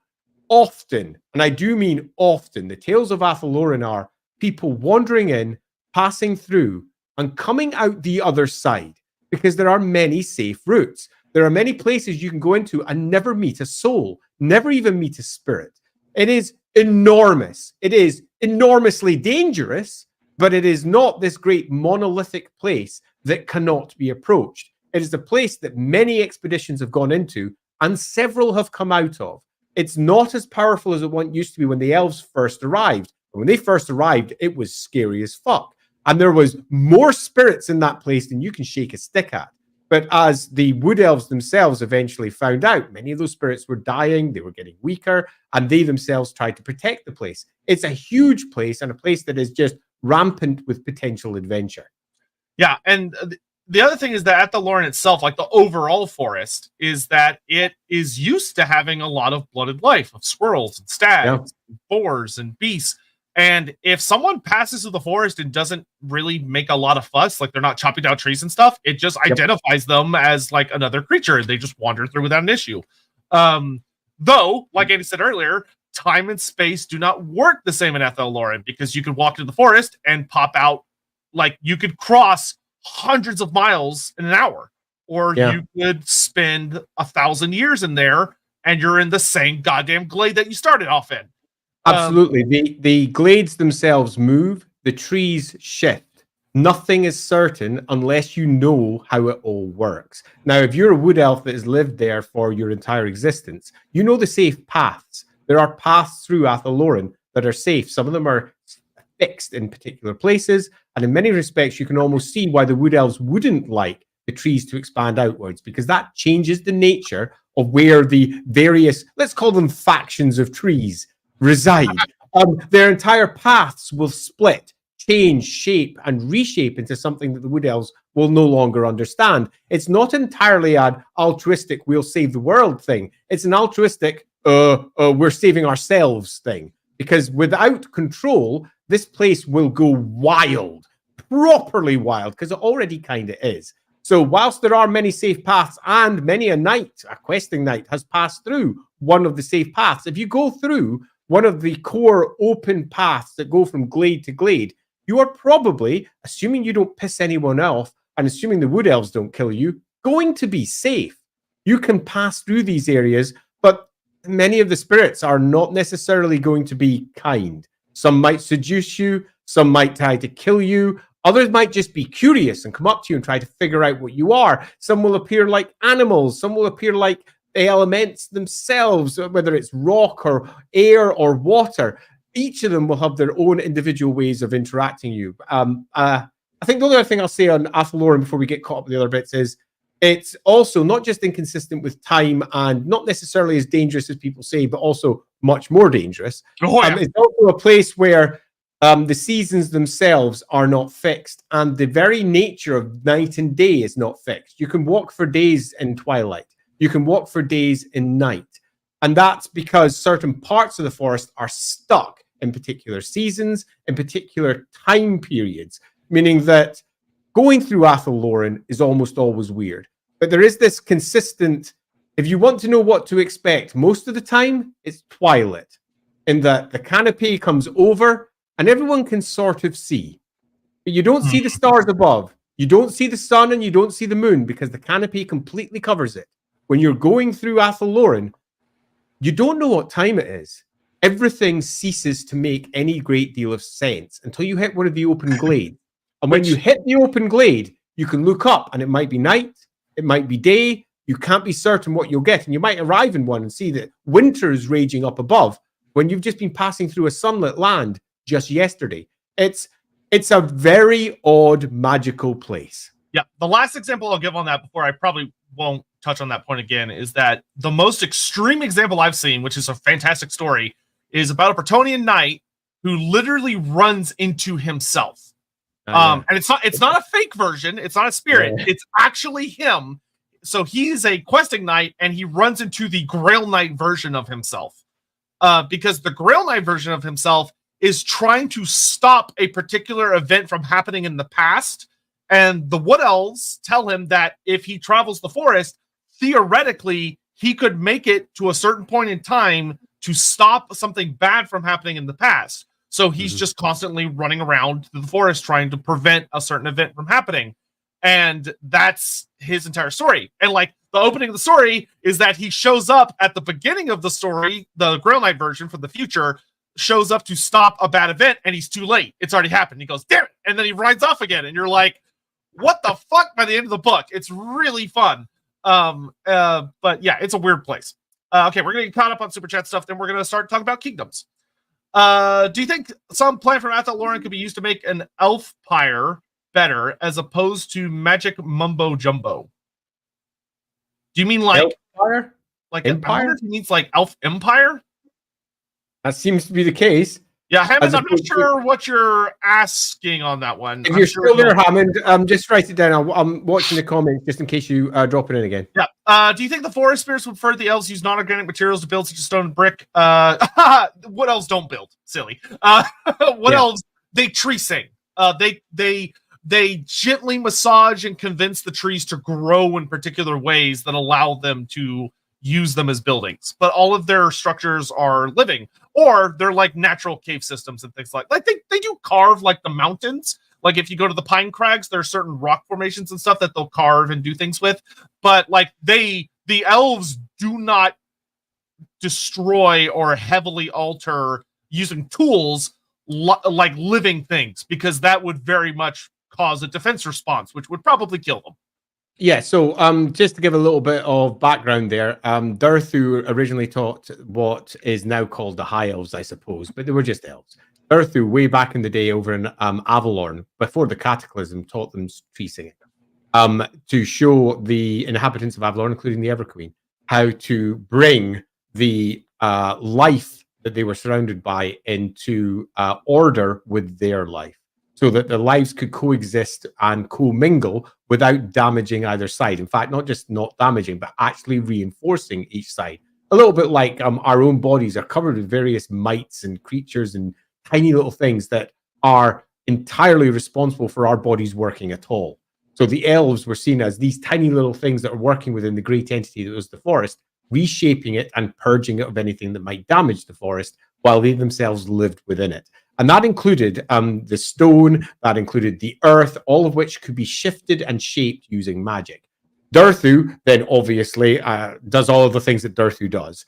And when the elves eventually, much, much later, come into Athel Loren, very first mages that strike through to the very heart of the Oak of Ages, they're re-taught how to tree sing again, because this is long after Durthu did the original tree sing. Audit who comes over and is like, this is way after.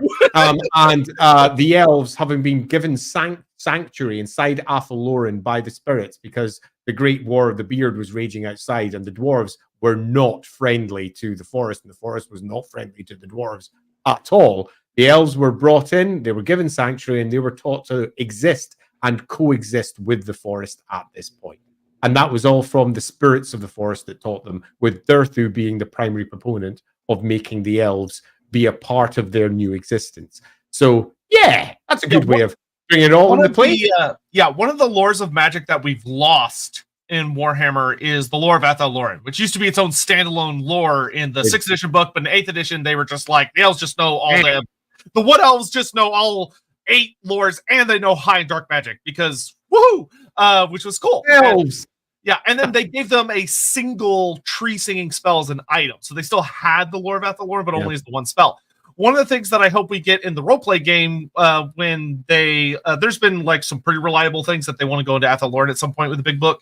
One of the things that I really hope is to get the lore of Athel Loren back, because what the lore really suggests that I think is really, really cool is that the lore of Athel Loren probably in its entirety would be sung. It would not be a spoken lore, it would be a singing lore. Much like if you actually read a lot of the lore stuff, the lore of high magic, or light magic tends to be sung as well. And much amber magic is chants as well, rather than the classic spell, as they're ho, ho, ho, ho, ho, ho, ho, as they chant them out. So different types of magic are expressed in different ways. And the lore of Athel Loren, for want of a better description, is almost certainly wood singing and weaving the nature of the weave around them in a fashion that they can coexist with and potentially turn it into a weapon, because it is, after all, Warhammer, not Treehammer. Yeah. Athel Loren, the place that Malachi turns into a timber yard in Total War Warhammer 3. I really enjoy your content. My favorite part of the weekend you guys brought. But yes, I really appreciate that. And yeah, I got a pretty good hoot out of the dwarf landmark building in the Oak of Ages, the lumber yard. Fucking dwarfs. Darko, thank you very much for dropping in to listen about the home of my favorite eco-terrorist elves. Yep. Man, so the weave is what gives nature its power. It's kind of a symbiotic relationship. It's an energy field created by all living things. It surrounds us and penetrates us. It binds the Warhammer world together. So the elves have a high midichlorian count. I see what you're doing there. And you know what? You're not entirely wrong by that. And by that, I mean that the elves are magically completely different to the other species. They are more in tune with spirits. And as we all know, on the other side, demons. After all, they are all bound to being eaten by Slanesh. Elves are different. Don't try and make elves, just pointy-eared humans who happen to live in forests. They're just not. They're an entirely different species. And they are much more, as the rulebooks often describe it, magically sensitive, but it's much deeper in terms of what it actually means for them than that alone. Yeah. Say what you want about the old ones and their creations. They did not Control-C, Control-V. Their various species. They built them all pretty different from the ground up. It may not seem like it, but they genuinely did. So I'll say this. Actually, I'll wait till the end of the super chats, but I've got a bit of a crackpot personal theory, which I'll talk about. Oh, I love crackpot theories. I love one of those. Yeah. To play, does the season work like in reality? In that case, it's never all winter. The upper hemisphere is the opposite season. The equator part is mostly fine. Shouldn't that balance the weave? Northern hemisphere, rider bias. So when you're in Athel, it is kind of a northern hemisphere writer bias. You're not wrong, funny enough. Though I think you could actually do some fun exploration there of one of the reasons that the Oak of Ages might have, like, there might be something in the southern hemisphere somewhere in the world that's more than just a world route, but is much more significant because of that needing to maintain balance aspect of the weave, maybe like down in Lustria or down in the Southlands. You could play around with that actually in a really fun way. I never thought about that. Just without getting lost in this as a potential subject, because this could that could be a really big can of worms if we pride. I would generally say that the overall season of the old world, as the old world moves from its cycle, spring through to summer, through to, I am from the UK, autumn, and then down into winter and back to spring again, is the general cycle for Athel Loren. And that general cycle is replicated in the cycle of the rulers, the king and the queen, and the seasons that they represent, and the cycle and breathing of the forest itself. But large parts of the forest do not adhere to this. Large parts of the forest are perhaps stuck in eternal winter or eternal summer or eternal autumn or eternal. You get the idea. There are many ways that we can easily attribute this to that makes sense within the world. For example, if you've got a part of the forest that is always stuck in winter, there is nothing at all saying that you couldn't have the world routes that connect through to that part of the forest being cycling, if you will, through the seasons of the world. As the winter, the winter part of it is always connected through to that part of the forest. And it's manifesting through there. And it reaches up to the canopy, but doesn't pass the canopy. Because as we know, the canopy is almost where the magic doesn't so much come to an end, because the canopy is big. But the canopy is almost the defining point between what lies beyond and the actual experience season and what lies within, inside Athel Loren. So I think there is an easy way that we can justify how the seasons work within it, and that would rely upon the seasons not just of the Northern Hemisphere, but the Southern Hemisphere, and potentially different parts of the world too. Diamond, given the variety of plants in Athel Loren, it's a shame we didn't get more variety in war aspects. Tree spirits, you could have grass-based ones with like whip attacks or things with poison towards the spikes. Yeah, that's just a limitation of the minis. Limitation of minis. Yeah, literally pretty much any description you ever get about like a unit of dryads, each dryad is different, like wildly different. Tree men would all be wildly different. It's literally just a limitation of the tabletop medium, but don't mistake that for like, oh, that's what it's like. I mean, one of the issues that we had when we were doing back in second edition of Warhammer Fantasy Roleplay, when we were talking to those who were dealing with making the decisions as to what could and couldn't be in the game, was attempting to show that dryads were not just the war aspect, because all the minis were, and going to the description saying this is what they should be majority of the time. The majority of the time, they're not crazy bark covered war aspected creatures. They're instead these spirits that do these things. And there was significant resistance from Games Workshop from that, not because that wasn't the case, but because ultimately they're the company that is selling the miniatures that they own. And they don't sell pretty little girly dryad models. They sell war aspected models. So there was always a pressure to push towards situations where you would be representing miniatures rather than representing what the text said, which was, I always found a difficult thing to accept because I am grumpy by nature and like things to be like what they're described. But nevertheless, I understood that. It just meant that you had to be a little bit more canny with how you're presenting things. Yeah. Athel Loren, Catachan if you took levels in Druid. I mean, if you want to get technical, yes, Lustria is more like your true Catachan in that it's a literal death jungle, but there are parts of Athel Loren that are literally just Catachan. The Wildwood is like it is death. If you go in there, if you go into the Wildwood, which we'll get into the individual kingdoms in a moment, the best case scenario of you leaving is that a forest spirit gets you, scoops you out, and wears you like a fucking costume and walks out of the Wildwood. That is the best case scenario for your body, but there's no way you're going to make it out of there. Yeah, the Wildwood's a fun one. Let's see. Are there dinosaurs in Athel Loren? If I can't have my X-Knight Dragon Knights in 40k, I will force them into fantasy. What up on a Carnosaur, baby? Are there dinosaurs in Athel Loren? Yeah, probably. Probably. The description of Athel Loren doesn't include that.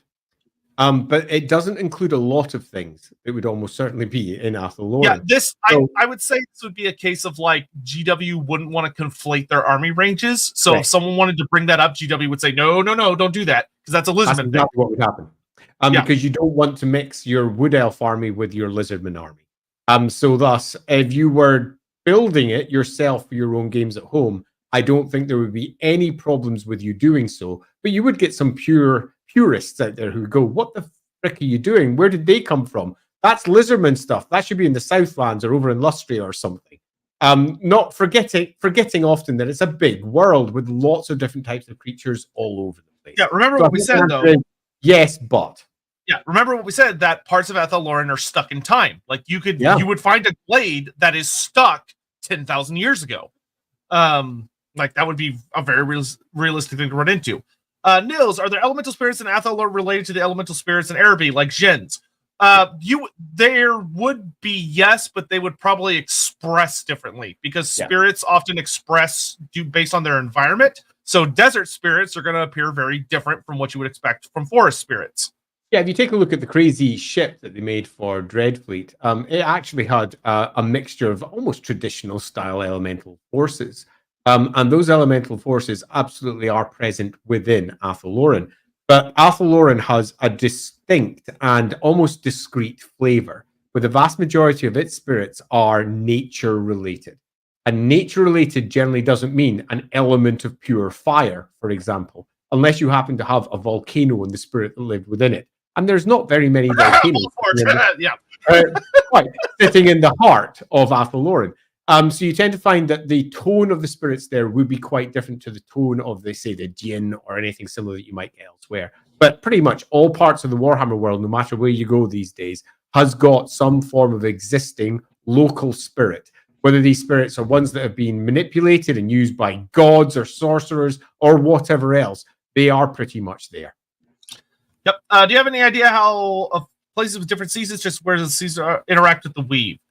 Places with different seasons, such as where they have seasons like Southeast Asia. Yeah, so we kind of covered that earlier, where the world roots, there would be a if it's not expressly stated, but it would be reasonable to assume that the world roots and where the world roots connect into the Forest of Athel Loren itself would have a correlation to where the world root branches emerges elsewhere in the world, where likely where it emerges would have an influence back into Athel Loren itself.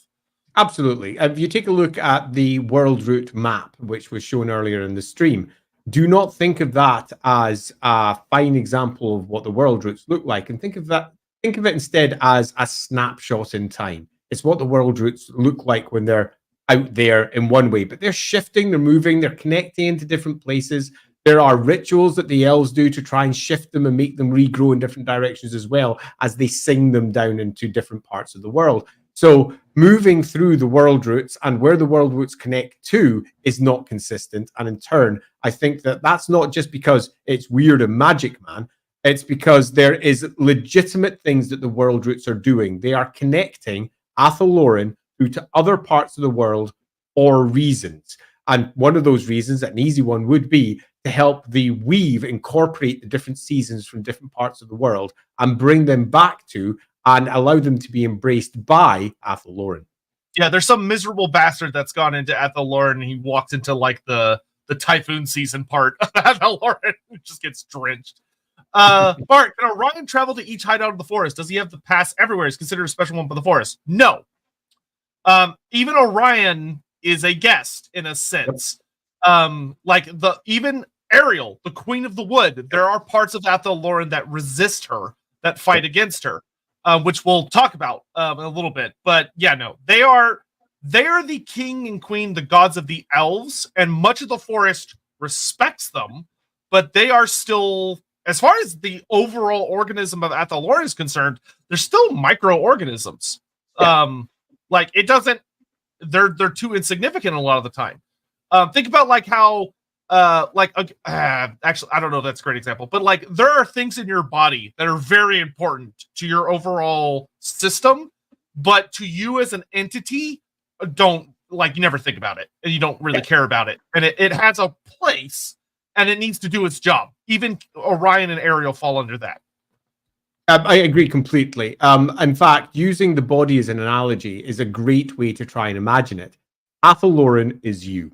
You are an organism that is constructed of billions of other organisms. Indeed, there's even relatively strong evidence nowadays that some of our organs were originally other organisms that we absorbed at one part, way back in our evolutionary tree, so to speak. And that we are a combination of multiple organisms, many of which we cannot live with if they die. And many of which we don't need. The gut biomes within our stomach, for example, they are more likely to define our mood than what happens around us sometimes. Your gut biome is extremely important. And in a similar fashion, where the elves are moving around inside your body is going to be determining which parts of your body are more or less healthy. And you could argue that the spirits that are in there are not necessarily all working towards your, let's say, better position. For example, there are a host of biological organisms within you that if they get out from, say, your stomach into another part of you, they will kill that part and they will cause horrendous damage over there and potentially kill parts of your body. And yeah, it's one gigantic organism with lots of things living within it. And the elves, you can argue, have become the new version of the immunity system.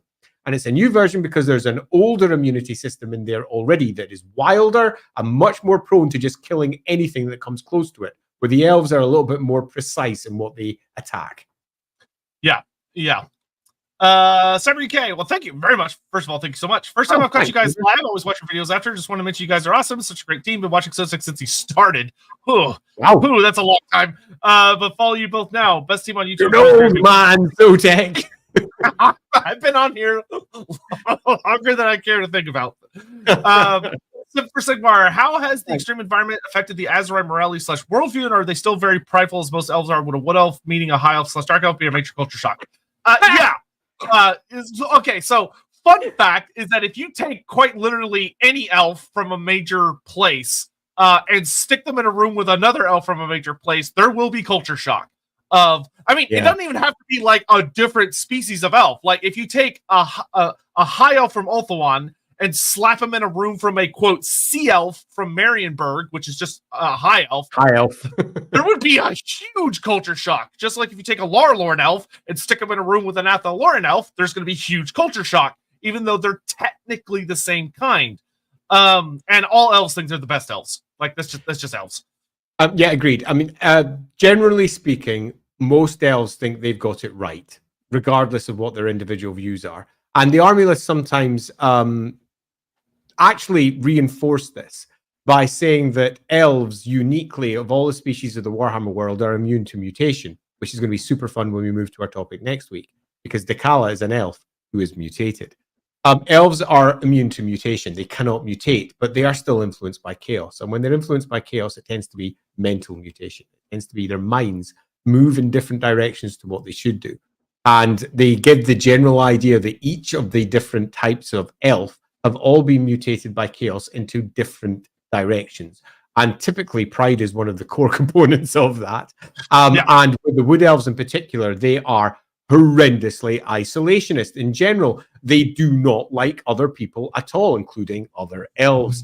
They are filled with pride that they are the ones that are responsible for keeping the world's engine in place. The great weave of life that exists only exists because of them.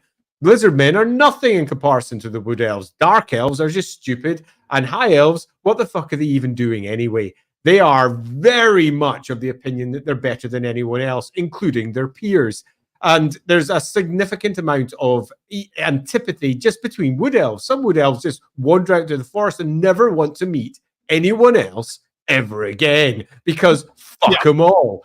They're lovely people, the Azrai. Yeah, there's a quite a fun bit about like a lot of the war dancers among the wood elves and a lot of the way watchers, not the friendliest folk. Even to like other wood elves in that same culture don't get along. They're a nasty sort. Yeah.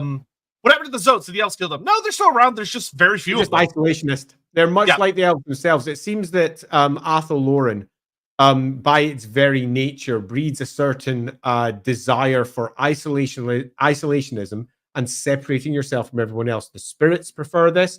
That was their preferred beginning, and Durthu was the one that broke that. The elves that moved in have preferred this, and the Zotes themselves also prefer it. So it's not that the Zotes are gone or they're wiped out. It's just there's so very few of them, and they are by their nature isolationists doing their job without the need of anyone else. Yeah, there's a fun little note in the Zote entering the Storm of Magic, how when an elf, notably an Azrai, wants to like truly master the Wind of Gyran, they'll try to track a Zote down, and it's hard because the Zotes don't like to be bothered. Yeah, they got work to do. They're busy. Busy guys. Yeah. So the elves use magic to shift metal ore into weapons, tools, armors. No, there are smithies within Athel Loren, which we're going to talk about. Warhammer Kingdoms is very strong around that. Metal is inorganic. There are implications they could influence it, maybe, but it would be very subtle. Whereas if you need to make a weapon, that is not subtle. That requires. Oh, sorry. Yeah, for the wood elves in general, don't go for the whole mining thing. They are much more into the using magic to get hold of what they need, working within nature to take what they need from what's available. And nature also works with them. Don't forget that this is not like the real world.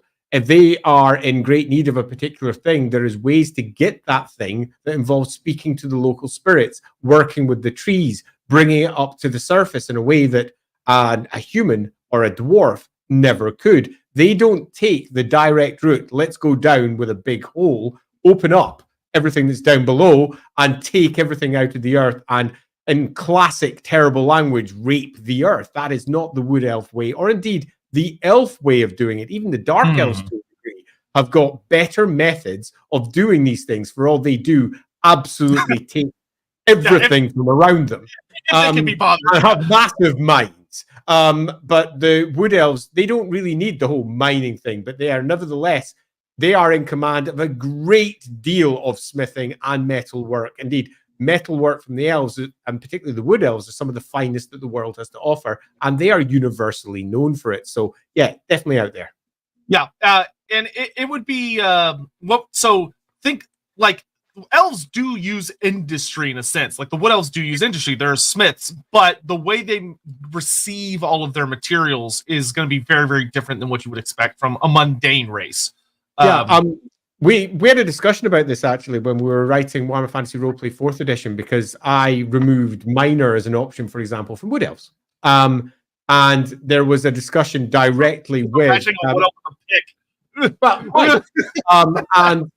there was a discussion where they said, so how does it work? And there was a loose bantering of emails to make sure that everything was pinned down in a way that we liked.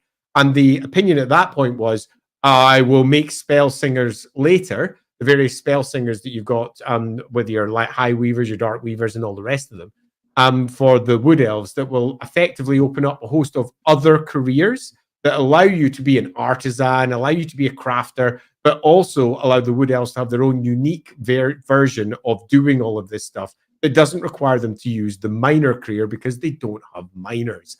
And Games Workshop were like, yep, definitely, that's the way we go forward. You can just imagine that you would see a spell singer, or a spell weaver or a tree singer literally singing to the trees, and the roots literally digging down deep and grabbing all these pieces of ore and just bring them up to the surface for the elves to use, them making relationships with the spirits to get what they need. It's a symbiotic relationship. It's actually quite fascinating, because for all many people view Warhammer as a far more low magical setting in comparison to some others, because they look at the grim darkness of, say, the Empire, and then they compare that with, say, some of the more fantastical elements of, say, Tolkien, and they go, well, that's far higher magic, and the Empire is far. It's like, no, the Warhammer world is really, really very different in different parts of it. And as a setting, it is extremely, extremely high fantasy, if you wish to term things in such a fantasy, in such a way in places like Athel, Loren. But in general, it skips up and down depending where you are. Yeah, one thing I've always wanted to know is how wood elves actually lived within Athel. Are there big archaeological population concentration? Do they live semi-nomadic bands foraging across the countryside? Can they practice agriculture? Do they sustain themselves on hunting?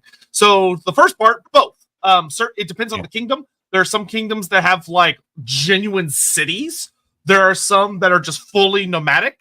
It depends on where you are in Athel Loren, because they live in harmony with their environment. So like if you're up in the Pine Crags where there's these big mountains and like really a lot of rock and hard trees and stuff, they have made fortresses out of these big mountains and elegantly carved them where if you were to walk into the Pine Crags, you might not even realize you're walking past a giant fortress, because it's so naturally part of the environment. There are other places where the elves live way up in the trees, because they live among big arboreal spaces, and they use tree singing to make bridges across them, and the trees grow so that they have natural rooms and halls within them. There are some places where like they talk to the spirits of the river, and the river spirits flow in such a way as to carve out the rock and the mud and the environment so that it makes to a natural amphitheater type structure. Like they work with what they have around them, which is what makes Athel Loren really fucking awesome. And allows it to be extremely diverse. And as for sustaining themselves, the forest often provides, but it comes at a cost. hunting is allowed, but the elves are often expected to give back to the forest when it's appropriate. So like when an elf dies, it's very normal for the wood elf's corpse to be given to the forest for the forest to feed upon, as the elves fed upon the spirit creatures of the forest before. Or they might take like berries and things like that, but you must give something back in return. Loosely speaking, the elves live in harmony, I suppose would be one way of putting it. Less of a kumbaya harmony and more of like a I bleed you, you bleed me harmony. And their shaping of the environment is not a destruction and replacement shaping. For example, I am going to wipe out this glade and turn it into a farm. Instead, it's cultivating the existing fruits, the existing animals. It's taking with care from the existing stocks. They live in harmony. It's part of one big ecosystem that they're a part of. But they don't really farm. And as Sotek, I think, absolutely and accurately puts it, their cities, such as they are, come in so many different ways. Some of them that hark back almost to the cities of the High Elves in terms of how they appear. Others that are far more classic wood elf. I mean, even the largest of them down by the Kingsglade, it's literally impossible to see if you were to walk right through it.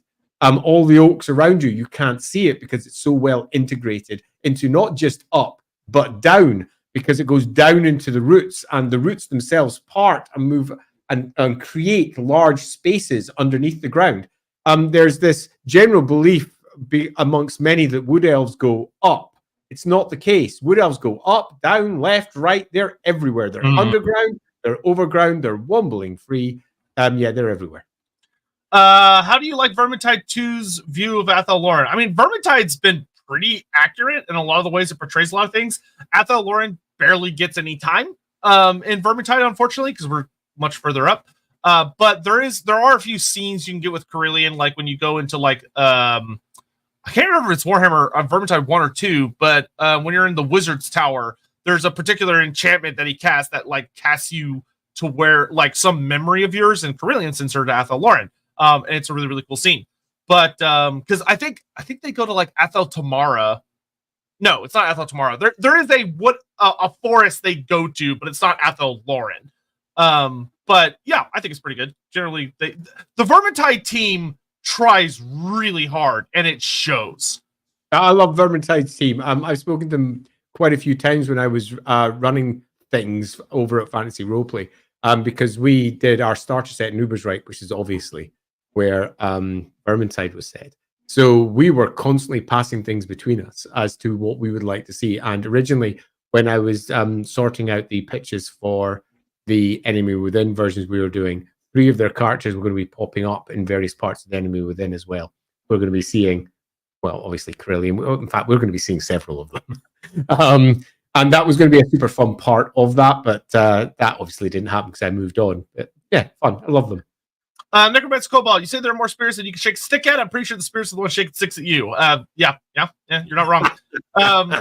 Ravon, I've been researching the Cataclysm of the Elves because I want during that time period. But the Elves around the time, no tree singing. Yes. The Elves of Avalorn, no tree singing, definitely, and very likely some of the other forests close to and around that area too. If you're working through the Cataclysm in the early parts of that, their literal gods are there as well. It's not just the great spirits like Durthu that are kicking around. Yeah, we'll watch our last week. So the answer to that is broadly yes. Yeah. Durthu was, or Oakheart, as he was known by the elves, was well established by that point. First time, long time. I want to say the series has brought me many hours of joy and entertainment. You're both great storytellers. And hey, thank you so much. To Blob, I'd like the Southern Hemisphere Oak of Age to be a submarine forest with giant seaweed, kelp, and tended by fishermen. Y'all will just never let it go. That being said, a piece of the Oak of Ages coming up in an underwater forest is, I would say, not at all that extreme, and is a really cool idea that you could absolutely explore. And that there's probably a great lake somewhere within the Athel Loren that has a great underwater forest in it, which is cool. Sean Souls, do the Lizardmen have knowledge of the forest? Yes. But like the Slun know about Athel Loren. It's part of the great plan. But they don't talk about it very much. There's actually a really cheeky quote in the Storm of Magic relating to the Zotes where it comes off like the author of the Storm of Magic was a reporter, because it talks about how the Slann were asked about their opinions on the Zotes and refused to comment. And you're like, what? But that's a bit random. So I think, Sean, in general, the question is actually slightly more deeper and fascinating. It speaks to the Lizardmen as a monolithic block, which I think probably is not the best way to think of them.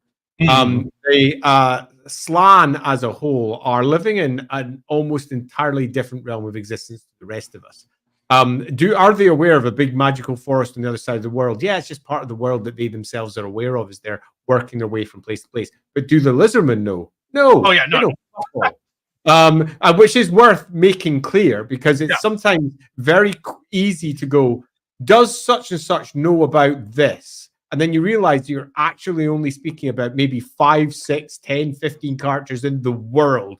And when you say Lizardmen, it sounds like you're incorporating the entire race. And yes, the Slann, definitely. But when we're talking, and not all, because some of them will have literally nothing to do with whatever crazy part of the plan they're working on. But the Slann as a whole, yes. Could that be communicated between them? Absolutely. But the Lizardmen, no. Yeah, probably not at all. No. They're eagles and hawks, so yes, dinosaurs are an Athel Loren. Good point. Like it, Dino Man. Very good point. I'm sure that's totally what that person meant when they asked that question. When does Orion come into the picture when it comes to Athel Loren? For the sake of this stream, he frankly just doesn't matter. But he showed up after the War of Vengeance. With him and Ariel both showed up as the colonial elves moved into Athel Loren after they declared independence from the Phoenix Throne. Colby Carrion, will we ever see spites on the battlefield till war, maybe a swarm unit? Could you? Yes. Will you? I don't know. It just depends on if they want to do another What Elf DLC and if that ends up being something they want to do. Swarm units come with a lot of challenges. Nurglings were like a really impressive feat by Total War because it was the first time they really pulled off a swarm unit. But the way they pulled off the Nurglings would be difficult to replicate with other types of swarms. Because remember, you have to make it where they can hit things in the game, and then things can hit them, and it doesn't look really weird. Which, if the swarm doesn't like make something large and vaguely man-shaped, it's difficult to make someone hit them and it not look really stupid. So, like, could you do it? Yes. Will they do it? I kind of doubt it because it would require some pretty hefty development. But they could. I mean, they definitely could. Are Azrai probiotic bacteria? Kinda. Sure, that's one way to make an analogy for them. And I'm pretty sure that anyone with any biological knowledge could come up with a variety of other options as well. Sorry if you already touched on this or it's coming later, but how would you describe the daily normal lives of elves living in Athel Loren? We haven't, actually, and that's a great question. So it depends. I think actually it might be worth, to a degree, tackling this as we move through the realms. Because the different realms have got quite different ways of living. And some of them have got very clear ways of living, and other realms are so vastly different that if we spend time answering this, we'll be in many respects not answering the realms. That's a good point. So we will tackle that as part of the realm we'll discussion. Get through that at the end. So it's coming very soon. We got 2 more super chats, then we're into it. What else could use the Japanese method of obtaining metal ores from sand deposits along the banks of rivers? Incredibly efficient, but no mine. Yeah, that's a great example. Excellent example. Yeah, and when that's combined with magic and similar, suddenly you've got yourself a variety of different ways. Plus, you've got to realize that if we just take a look at all the Wood Elf models, metal is much less on their agenda than it is in comparison to the other elves that you see. They are covered with a variety of leathers and woods and lacquered items that are quite different to the tip-to-toe scale mails or the plate mails that you'll get with some of the dark elves. They're just working differently. They're often using their metals for different purposes. Is there a particularly deep pool of water in the forest? Now the fishermen into the forest with their nightly fish rituals under the moonlight. You joke, but yes, the answer is yes. Yeah, there is. Put it very bluntly. There are actually several pools that are specific. The Glade of Eternal Moonlight has some pretty notable giant pools in it. So let's talk about kingdoms. I'm going to get there eventually. Just to make it easy, we're just going to hit all 12 of them in order because it makes them relatively easy to discuss. So we're going to start with everybody's favorite, the basic bitch. The most neutral of them is Tolson. So Talsin, also known as the Groves of Eternity, ruled over by Eriloth the Bold, is pretty much smack in the center. It basically comprises the lands around the Oak of Ages and the King's Glade, which is where all of the big bosses, the 15 ruling elves who are the ruling council of Athel Loren, meet up and discuss things and make decisions until Ariel inevitably gets mad and overrules all of them. Allegedly, they're the ruling body most of the time. What's interesting about Talsin in particular, so Talsin's it's a really neutral zone as far as like when you think Athel Loren, Talsin is what you're actually probably thinking of, in that it's the very stereotypical magical elven forest.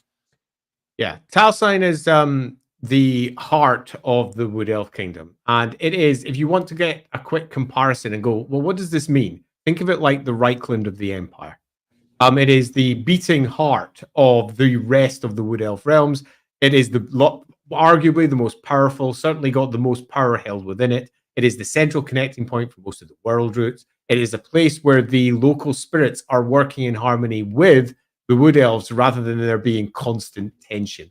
There is tension, but it's a tension born of people working together and reaching compromise rather than a tension of people going to, for example, political conferences and saying the other guys all need to die, and then going to political conferences and the other side saying, oh, guys, and the other side are evil. It's not like that. They are working and making compromises at all points. It is ultimately the general Wood Elf realm.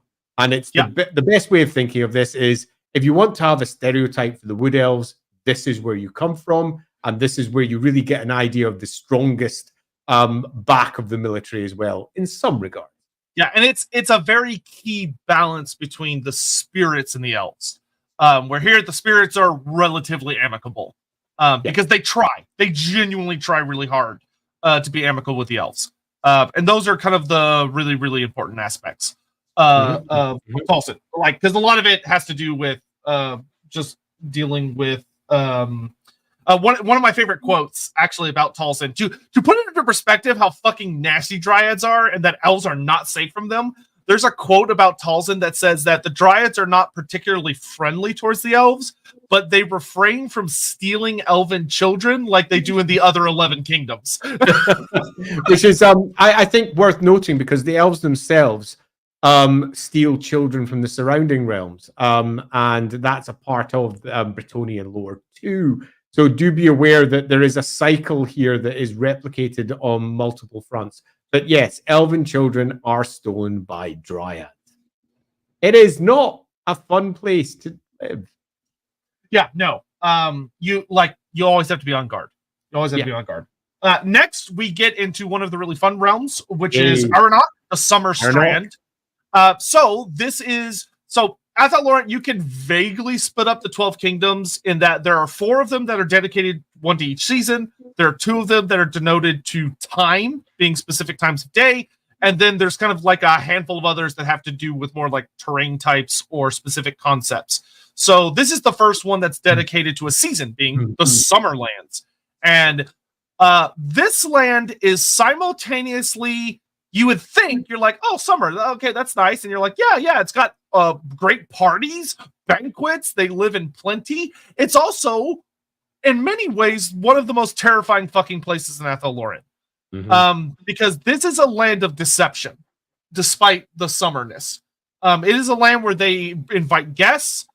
If you wander into it, you'll think you're coming into the greatest party of all time. They'll welcome you, whether you're human. The party realm. Yeah, humans, ogres, halflings, even maybe dwarfs have been welcomed here.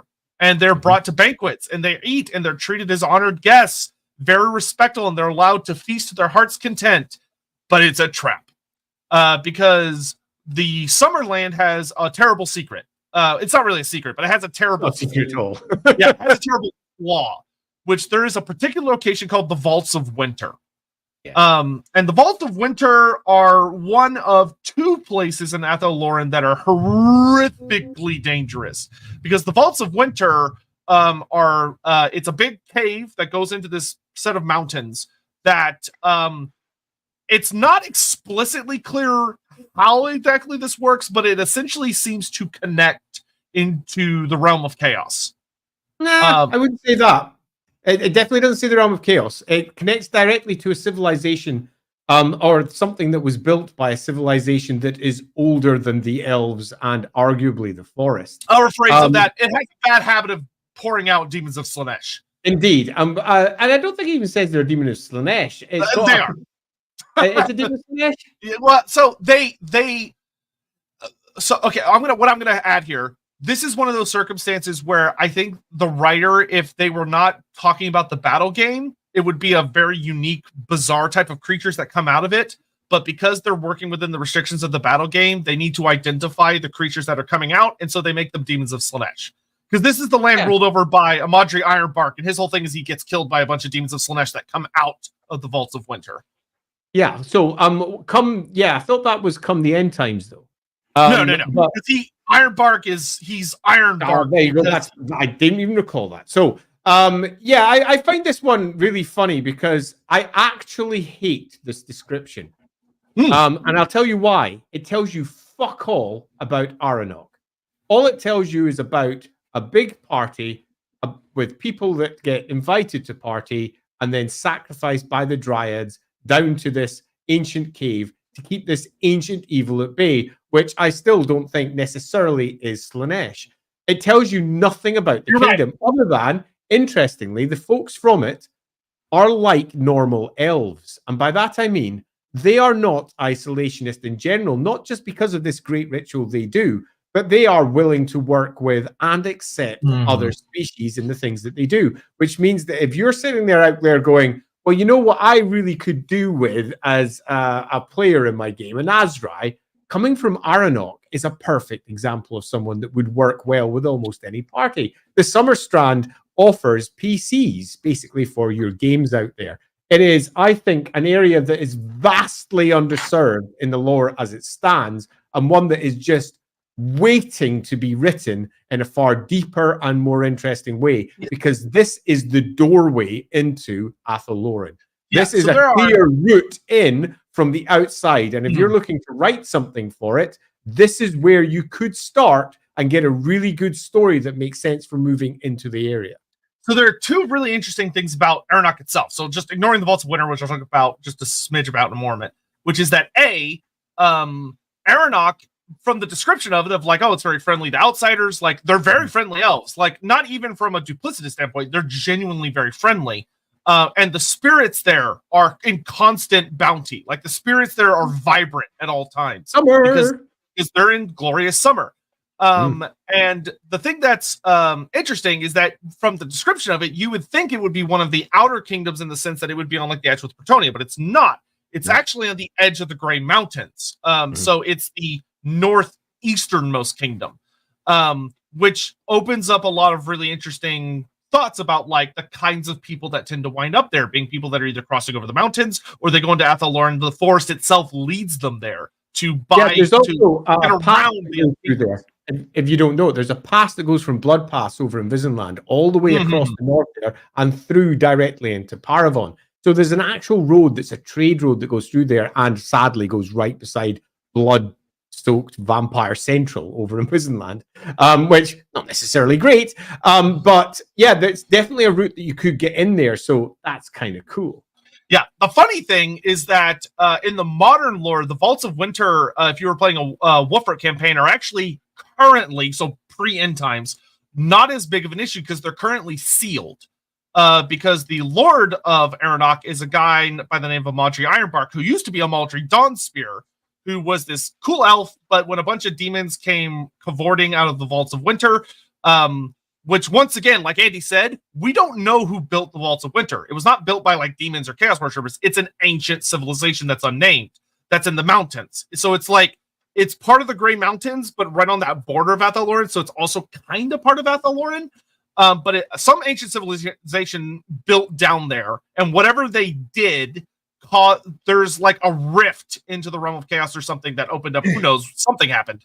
And Demons of Slaanesh I find that one very interesting. That if it's because I hadn't seen the bit. Where is it that they say that it's Slaanesh? Because I had literally had a discussion with someone that was involved. You have to go into the timeline section, and what happens is Which the have I just is it in the yeah, is it edition book?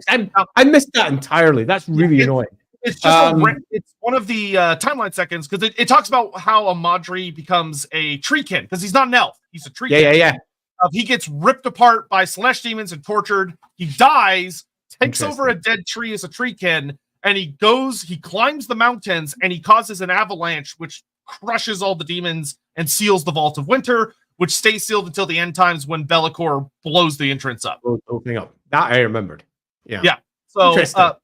Interesting. Particularly given how it's described. I don't have the book here. I've got it over here. Because I remember that they literally describe as the things that are down there are as very Slanesh sounding, but not actually as Slaneshi creatures. And they're looking to feast upon entities that are glutted. And I found one of the descriptions there super fun for potential roleplay as well, because some of the people that arrive, those that are outsiders who come to the place, regardless of species, they basically party out until they're completely glutted on sensation of some sort. No. It's way more interesting than I thought. Wait, it's more interesting than I thought. I just looked it up. Yeah. So it's not that there's a portal.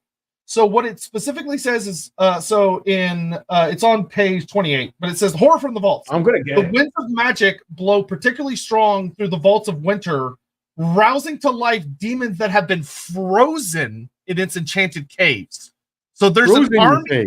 So there's an army of Slanesh demons that got frozen down there. Frozen, you say? Yeah, nice, fascinating. Good. Okay, so no, that I like. That's a lot more interesting than I initially thought it was. Cool. Yeah, that's really cool, particularly because it's frozen as well. That just appeals. That explains why it's called the Vaults of Winter. Aha. Yeah, absolutely.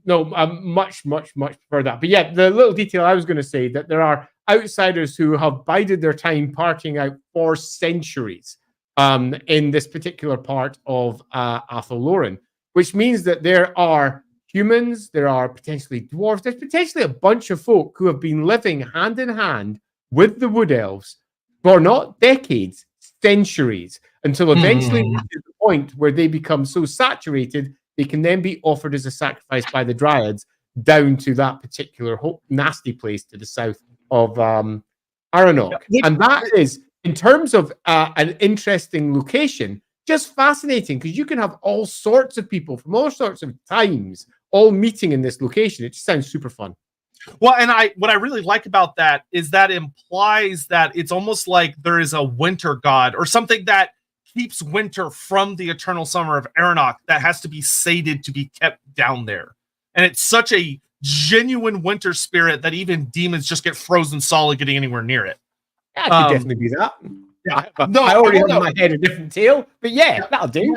My favorite canonical character that has participated in the Feast at Aranok is, because a lot of people, you may think, oh, okay, so it's just a death trap. No, a lot of people are welcomed in and they leave after they party.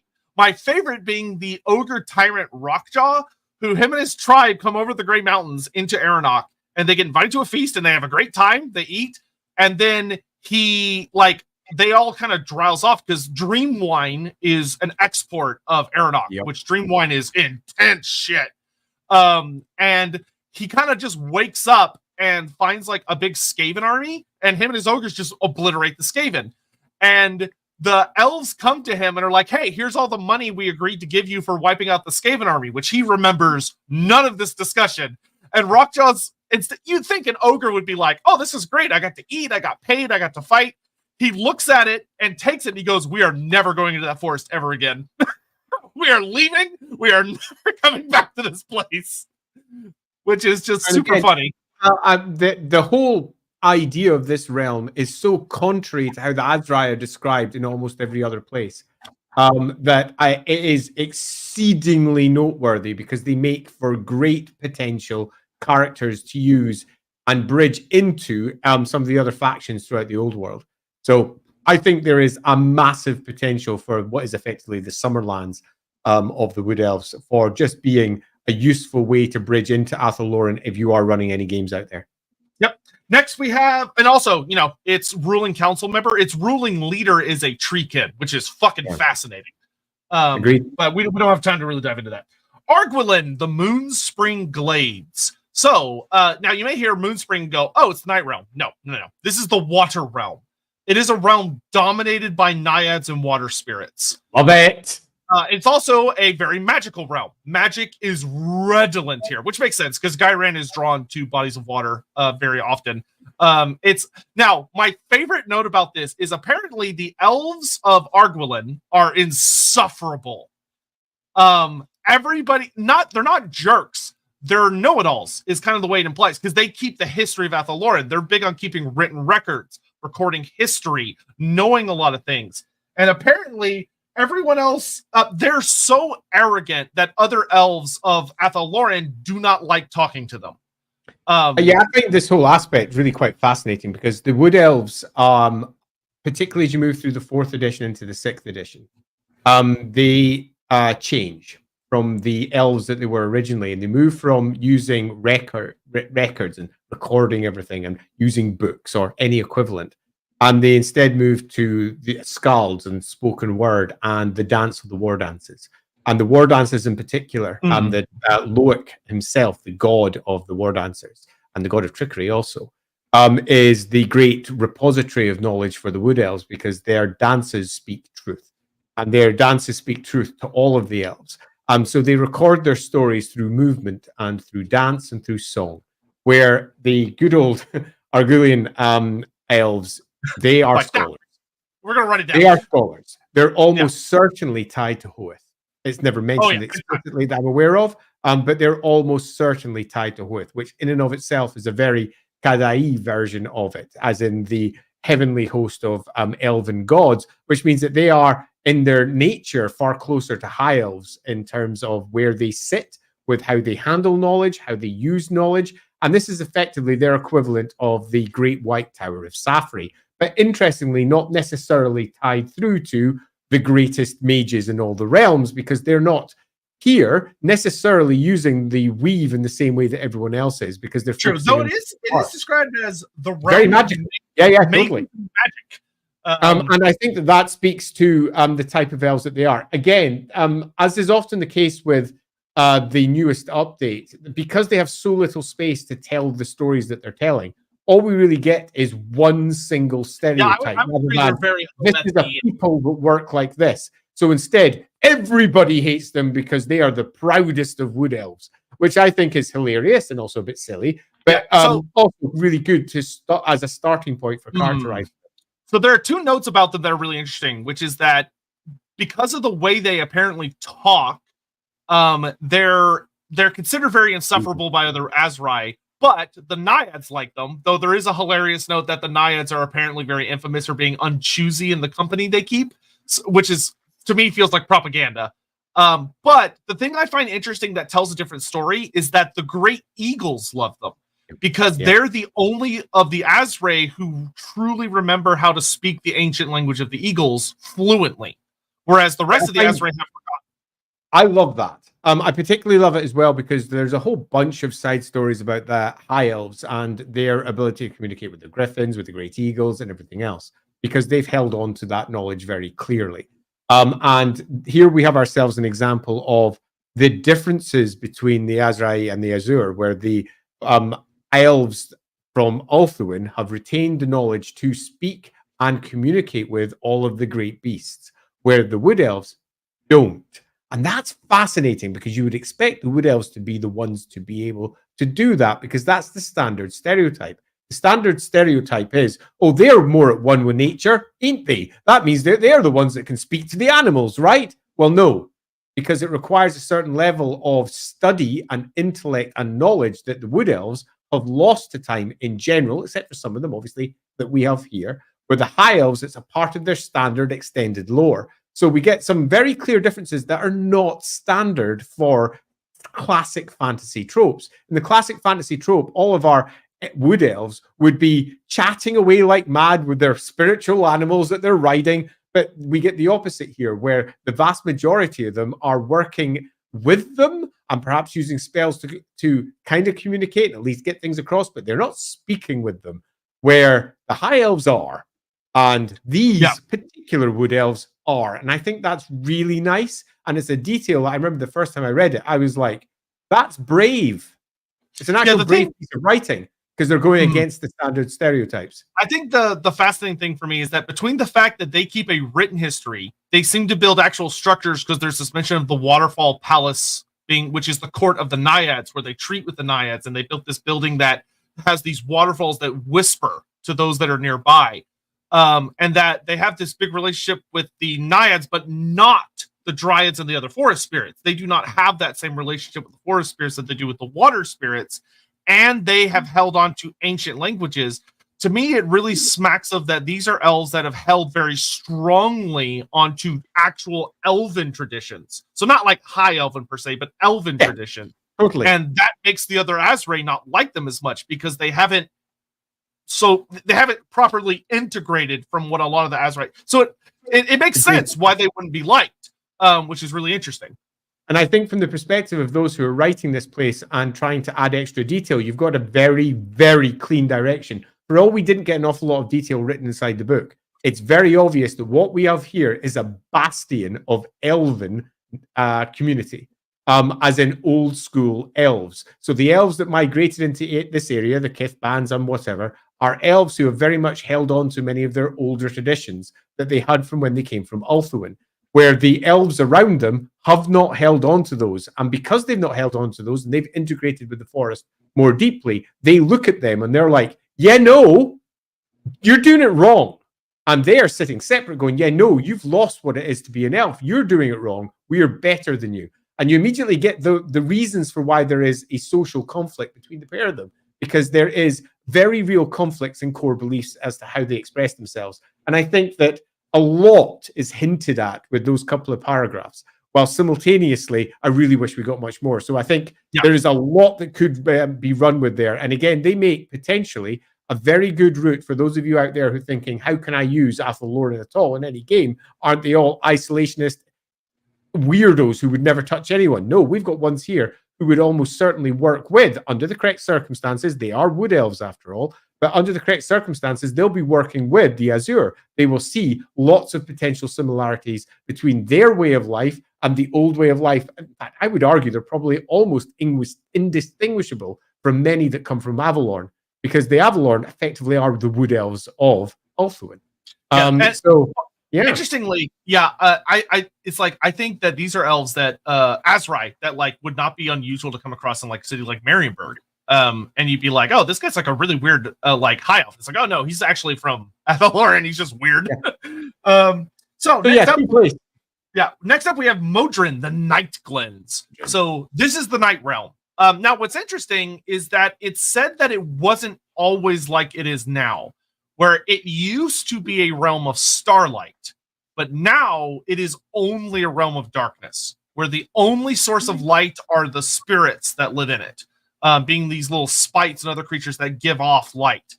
And it talks about how before Ariel, which if you go watch our Durthu stream, we talk about this, there's a time in Ariel's life where she went heavy into dark magic.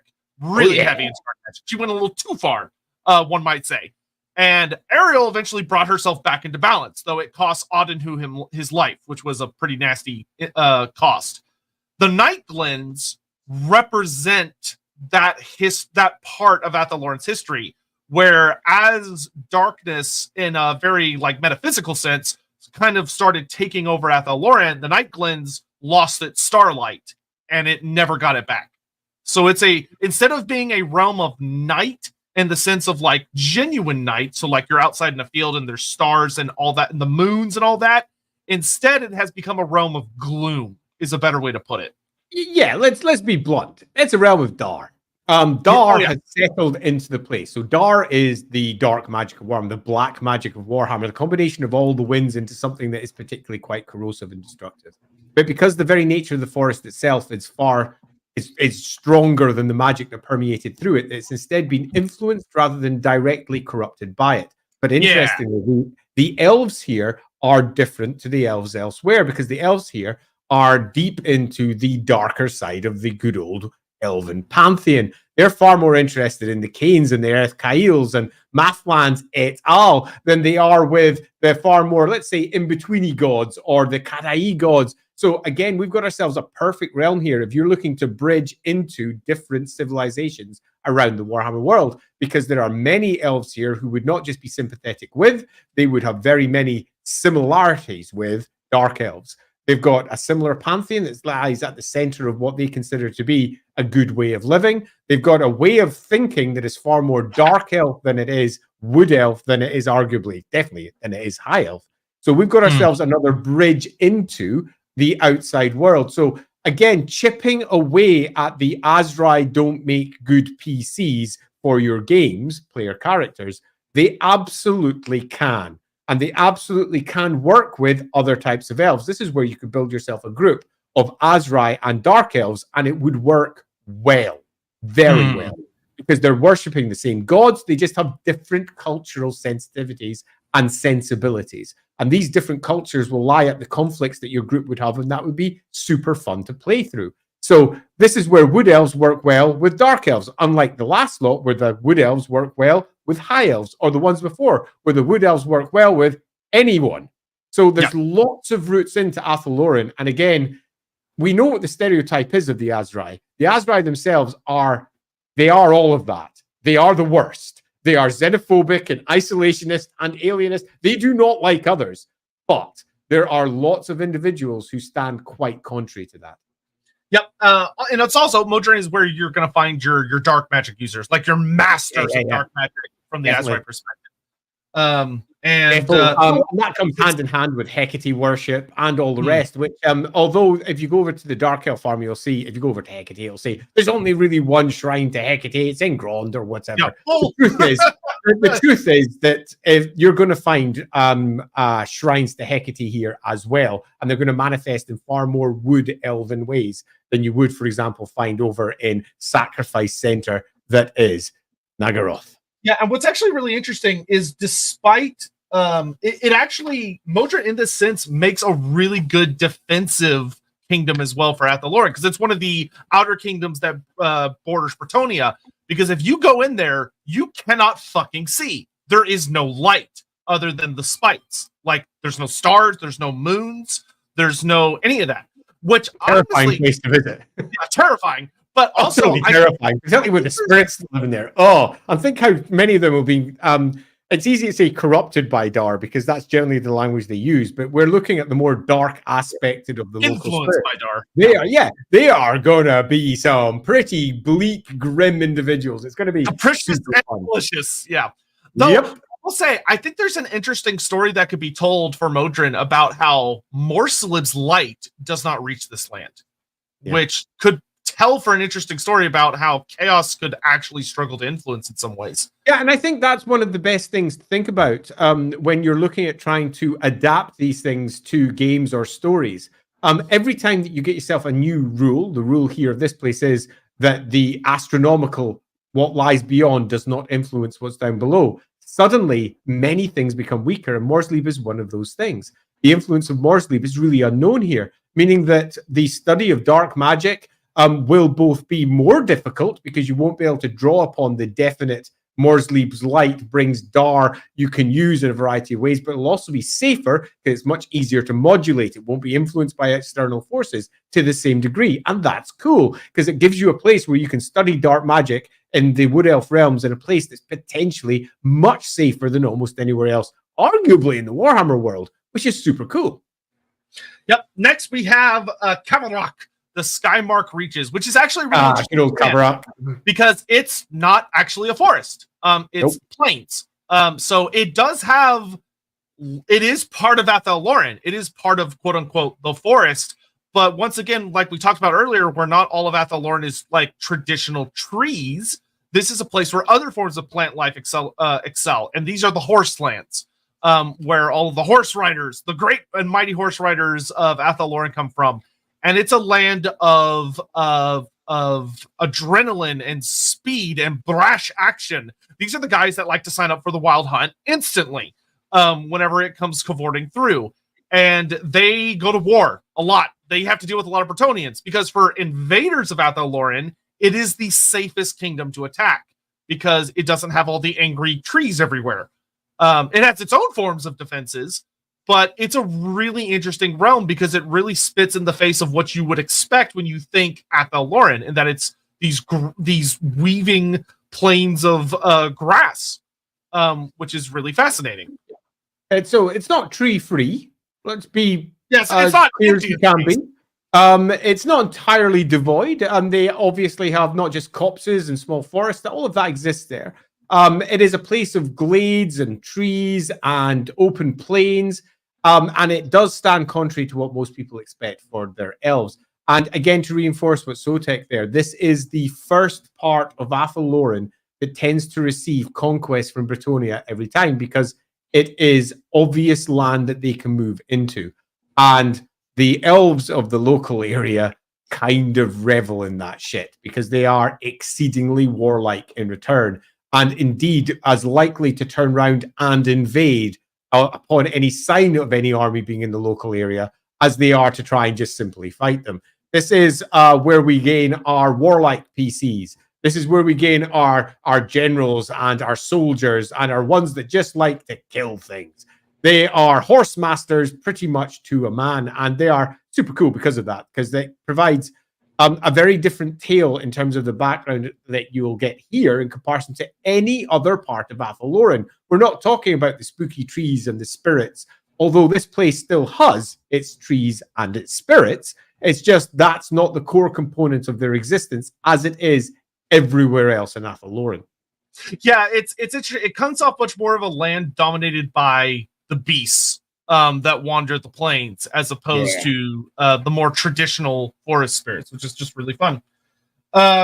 So then we have Athelwith, the Winter Heart, which, if it's not obvious, is the realm that is in perpetual winter. It never leaves winter. This place I love this place. It's super fascinating because it is, of the places that are occupied by the elves, it is a prison for spirits that are truly foul. Because what the elves will do here is that they have all these sculptures that if you were to visit Athelwith and you're approaching their winter palaces, which are carved and sculpted from ice, they have all these statues everywhere that are sculpted from ice. And if you look at them, but you look away and look back at them, sometimes they change or they look like they're watching you. And it's because they literally are. They are spirits that the elves capture and they contain them within ice so that they cannot wreak havoc somewhere else in Athel Loren, which is really cool. What I particularly like about that Wiley, is that because they don't have spirits at all, and they are not, for example, blessed with all the great beasts of the plain like Kavarok, they are arguably the hardest. They are the most capable at war. They have an almost obsession with their own martial capabilities, which stands in comparison to what you might necessarily expect from this group that are imprisoning and holding other horrible spirits, including some of their own people at some point. Their icy halls are so very, very focused on martial capability, which is, I think, another fun aspect of what it is to live in this particular realm, where each of the realms, for all that they're given some very broad-based brushstrokes, this one actually has several brushstrokes all at once, because we have them combating, holding, imprisoning, and then we have the strong warlike, because they don't have any way of holding off the denizens of the forest other than doing it themselves. They can't call upon allies. They can't bring in anybody else other than themselves. So that adds, I think, a really interesting realm character for them. Yeah, and they have the lead spirits, because the spirits there sleep. The spirits there, they don't wake up all the time. It's known they sleep often for centuries at a time or never wake up. And it's their job to protect them too. Yeah. So these elves, it is the elf kingdom. So like if you're like, I want an elf that has very little experience with spirits and like he's more very material oriented, he's going to be from the Winter Heart. Next we have the really spooky one, Sithril the Wildwood. Sithril is it's literally just it's a big old prison. That's all it is. It is the most horrifying place in all of Athel Loren, where, like I said, if you go in there, the best case scenario is that you get eaten out of your skin and your skin gets worn outside. And this, one of the really fun things, 8th edition really had fun with this, because this gave us the Wildwood Rangers, the elves with the big old two-handed glaives. Their job is to make sure nothing goes in and nothing comes out. The danger of and it's not just the enormous horrors that live in there, of which there are many enormous horrors. It's the fact that some of the most malicious, malign entities exist in there, some of which are just quite typical in terms of your old fairy tales, shapeshifters and like peacocks dropping their eggs off in someone else's. They're quite literal changelings where they will try to become someone else. They'll try to take over kingdoms.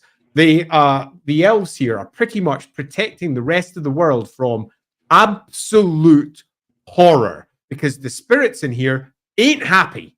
They are really unhappy. They are at the darkest expression of everything that Athel Loren has suffered through over its many thousands of years of existence, including the very worst depths of the cataclysm. You could argue that many of the greater entities in here are the very things that help protect Athel Loren all those thousands of years ago. Trapped here. It's a classic example of what do soldiers do when the war comes to an end. It's a lovely little metaphor that pops up in more movies than you care to mention, with the whole, what does the soldier do next? Because I don't fit in anywhere and I'm a trained killer. All I do is kill. I'm designed to infiltrate and murder everything. And the elves, it's their job to stop those fuckers getting out. One of the crimes, you could argue, of the end times is not using something like this to its maximum.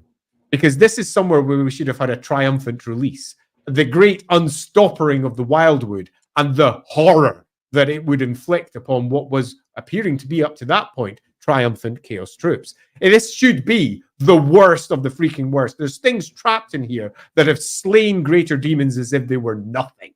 And that is what is being held back by the elves, because they know if one gets out, they are going to be indiscriminate. They're not going to be going, I'm off to try and find a bad guy now. No, they are going to work according to their quite animalistic urges, because they're not creatures that you can reason with. These are entities of pure purpose, and that's it. And their purpose is to seduce, to corrupt, to destroy, to just murder and maim. Super cool place. And it also gives you a really cool place for an elf to come from, because we've got ourselves really top tier weird elves used to dealing with the very worst magical entities that the world can offer. And interestingly, they're also investigators and hunters. They move through Athel Loren, tracing the ones that get away, because some of them, because they're small, can get away and they can cause untold havoc in the other realms. So they're ones that will be seen throughout the realms of Athel Loren, which again makes for potentially some super cool stories. Yeah, one of the things that's really, really interesting is that there's an additional set of waystones just around the Wildwood as like an extra layer of protection to keep these things in there. But like Andy said, a lot of the time things will get out. And there are some neat little tidbit stories that are just express how horrifying being essentially a guardian or a police state that has to keep these spirits in. The Wildwood Rangers have really strict tenets of things like, if a Wildwood Ranger crosses that border or is standing by it, and like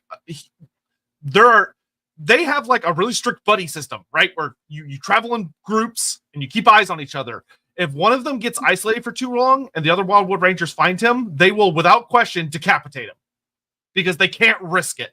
Like he might not be infected, but they can't be sure. So they kill them and then get their bodies back into the Wildwood, because it's that fucking dangerous. You cannot take any risks. Which, like Andy said, Wildwood Rangers would make hell awesome PCs, because they're expert spirit hunters, or essentially demon hunters. They're the witch hunters of Athel Loren. Essentially. And they're super cool. And unlike witch hunters of, say, for example, the Empire or equivalent, they're not chasing down their own people who have gone bad. They're chasing down the bad that are chasing their own people, which makes them super, super different and also super fun. Yeah, if you're playing the enemy within, you're like, man, I want to play a character that just fucking hates Gideon and is designed to shit on Gideon. A Wildwood Ranger is the ideal character for that. Defo. Tirsith, the Ashen Hall. So this is the Autumn Realm, dedicated to that season. And it's a bummer. it is a land of mournful dirges and sorrow, because it's a land where death is always beside them, where everything is in decline perpetually. What's interesting is that the elves that live here come off very much kind of like the Phoenix Guard, where they're not depressed. They have a very stoic and accepting relationship with the end of things, as opposed to like being very sad. Like, they deal with a lot of death, they deal with mourning, they deal with celebrating those who have been lost, but they're not depressed, which is a really interesting flip on what you might expect from them. Yeah, I mean, it's not that unexpected. It's a classic piece of viewing death as just a part of the natural cycle. And their general perspective is acceptance rather than denial. The classic mortal route towards death is to fear and deny, to pretend it's not going to happen, to ignore, where they're far more at one with it. And as I recall, makes relatively clear, it's not that they're more fatalistic. They're not more everything's going to go wrong and we're all going to die. It's just that they accept it. They're not necessarily dour. They're not down. They are much more at one with themselves than many others, and in some respects far happier because of that, where other elves may view it in a very different way. The kin bands that work around here accept death as a part of their existence. And that, again, speaks to, in the slightly broader picture, clearly shrines to Morai Heg are going to be a core component. Yeah, one of the things I actually find really interesting about them that talks about is that essentially it's kind of like a big... The realm itself almost paints a picture of a mausoleum, where they build like moonstone statues to all these different elven heroes, and they respect the dead. That the sentence that I find really interesting is that they like celebrate and remember the departed, even if the forest doesn't, which is really interesting. And that the forest spirits hang around these shrines. They're drawn to these shrines.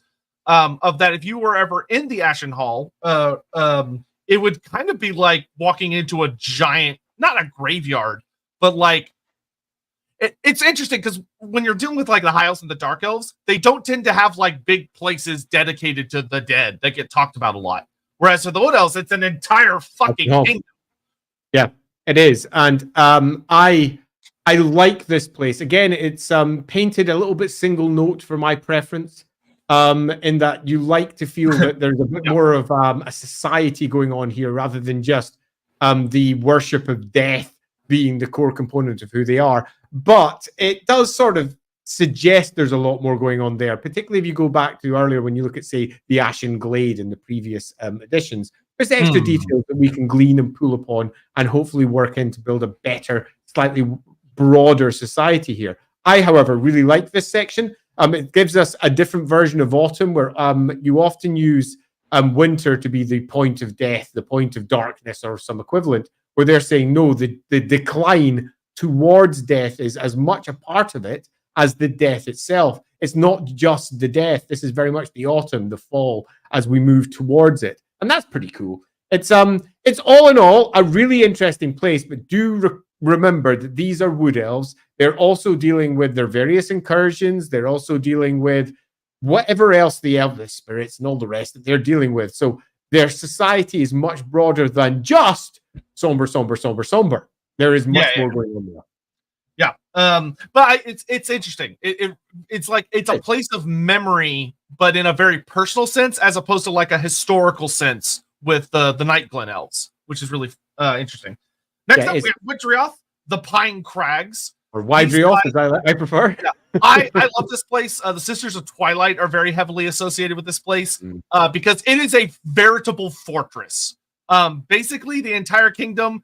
These elves get attacked by greenskins a lot, so they decided, all right, fine, and basically turned their kingdom into like a wall that is a bunch of super hardcore trees that are called sky crown trees or sky crown oaks that have their roots interwoven with rock and briar, and it looks like a giant rock briar. It's called rock briar, as I recall. Oh yeah, and it's just a fortress that's meant to stand against the walls of the greenskins.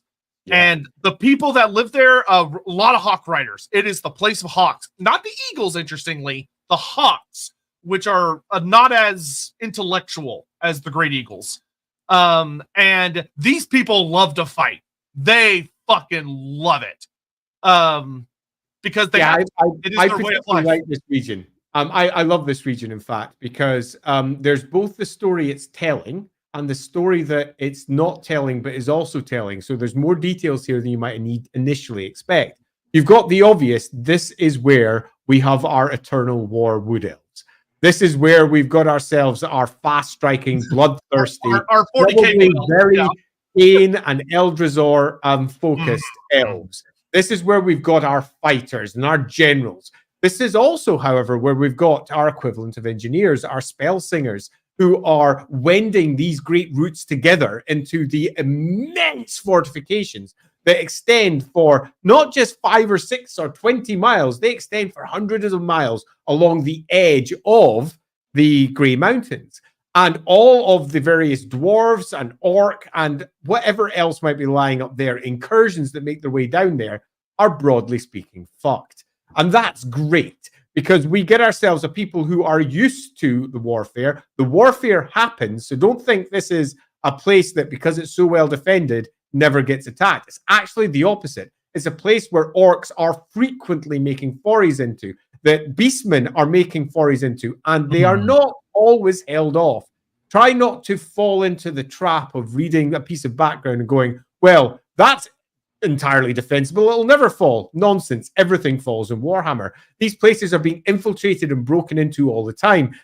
But the elves are used to this, ballooning back, getting around them, swooping back in again, swooping in on their hawks, the old swooping hawk, popping up again. So we're going to get ourselves a really interesting group of people who are both the fighters, the wizards, and the thinkers, all working together in a state of perpetual war. This is also somewhere that, because of the nature of what it is, if you've got yourself particularly bloodthirsty elves from elsewhere, many of them will have arrived here during the worst incursions as the call comes out across the wood, and some of them will have stayed, because that's just the nature of people. So there's going to be potentially a little bit more than you might expect mixture of cultures and kin bands over here. So there's potentially going to have unique individual units who have decided to stay to hold this particular part of a fortress, which from the outside just looks like a bunch of giant frickin' oaks.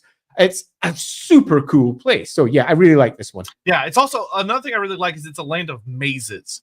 Because it's designed to make armies double back on themselves or get split up, and get lost. Yeah, totally. Around, which is just really fun. It's not just like, oh, it's like a big wall. It's like, no, it's way more complicated than that. And like parts of it go underground or overground, and it's a really fun place to think about. Then we have what I think is genuinely the land that gets the least explanation, but also allows for the most fun to think about, which is Foraging, which is the Trickster's Wood. And this is the land of the war dancers. And it is a weird fucking place. This is Loic's land. Loic's kingdom. Also, super nomadic. Like, there's no true settlements here. There's a great hall where the war dancers will gather for specific occasions. But it's... Yes. Holes. But it is a... The thing that's really interesting about it, I think my favorite quote about it is that it is a land of laughter, but in order for there to be the joke, there must be a victim. Which is really fast. It's a realm where everyone's trying to get one over on someone else, because it's the eternal comedy, in a sense, of that when you look at it, you go, oh, okay. And then you think about what's going to go, oh, okay, this place is probably really nasty. As a classic example of that, someone falls over and hurts themselves, everyone looks at them and laughs. That is the very nature of the humor. And yeah, Foraging is, I think, a classic example of trying to make something a monolith in terms of its culture, which it sort of has.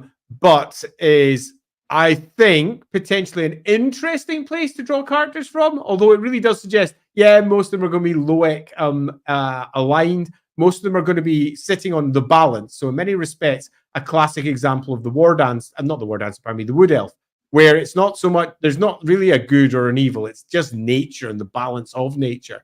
And they respect the bad things happen, and one has to take joy out of life as and where you can. There is a far deeper set of messages going on there, which I think is fun. They don't necessarily make for the most obvious PCs, although if you do look into the broader look of how the Wood Elves are pitched, you get the idea that they are now massively expanding out from Athel Loren for the fear of the end times coming. So if you're playing near an end times version, there's literally nothing wrong with a War Dancer Trooper 2 coming from this place and moving its way through the old world and other places, which could be, again, super fun. Yeah. So some other things that are not explicitly stated, but interesting to think about of that. Because this is the land of the War Dancers, that also kind of implies that this is kind of the cultural heart of Athel Loren, because the War Dancers are the storytellers. They are the ones that tell stories, not just to maintain history, but to maintain like ethics and morals, and to explain the gods and like all these really complex topics. It is like they are the cultural centerpiece of the Azrites, the War Dancers. And the other thing I find really interesting is it talks about there's also essentially gladiatorial arenas where the War Dancers will bring in captives on the equinoxes. So spring, summer, fall, and winter equinoxes. They will bring captives and allow them to fight War Dancers. And if you win, you are set free, which of course, very rarely does someone win. No, they don't win. No one wins. That's the whole point. You don't win.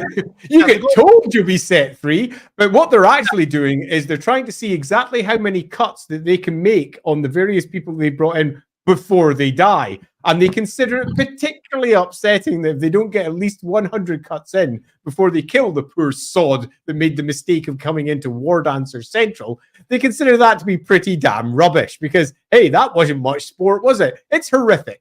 Do not consider this to be the same as, say, Eldrazor, the great god of fighting and all the rest. No. They are the butt of a great joke. There is no way of getting out of this. You're going to die. It is horrific. And that's kind of cool. Yep. From there, just because we got two left, we got Torgavon, the Forge of Starlight. And nice.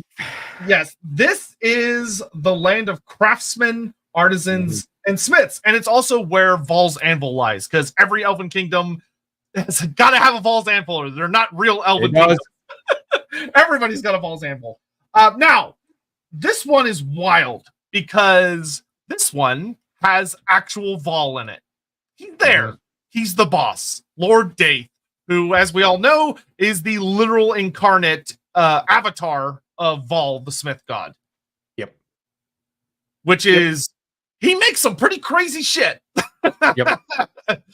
No other way of putting it.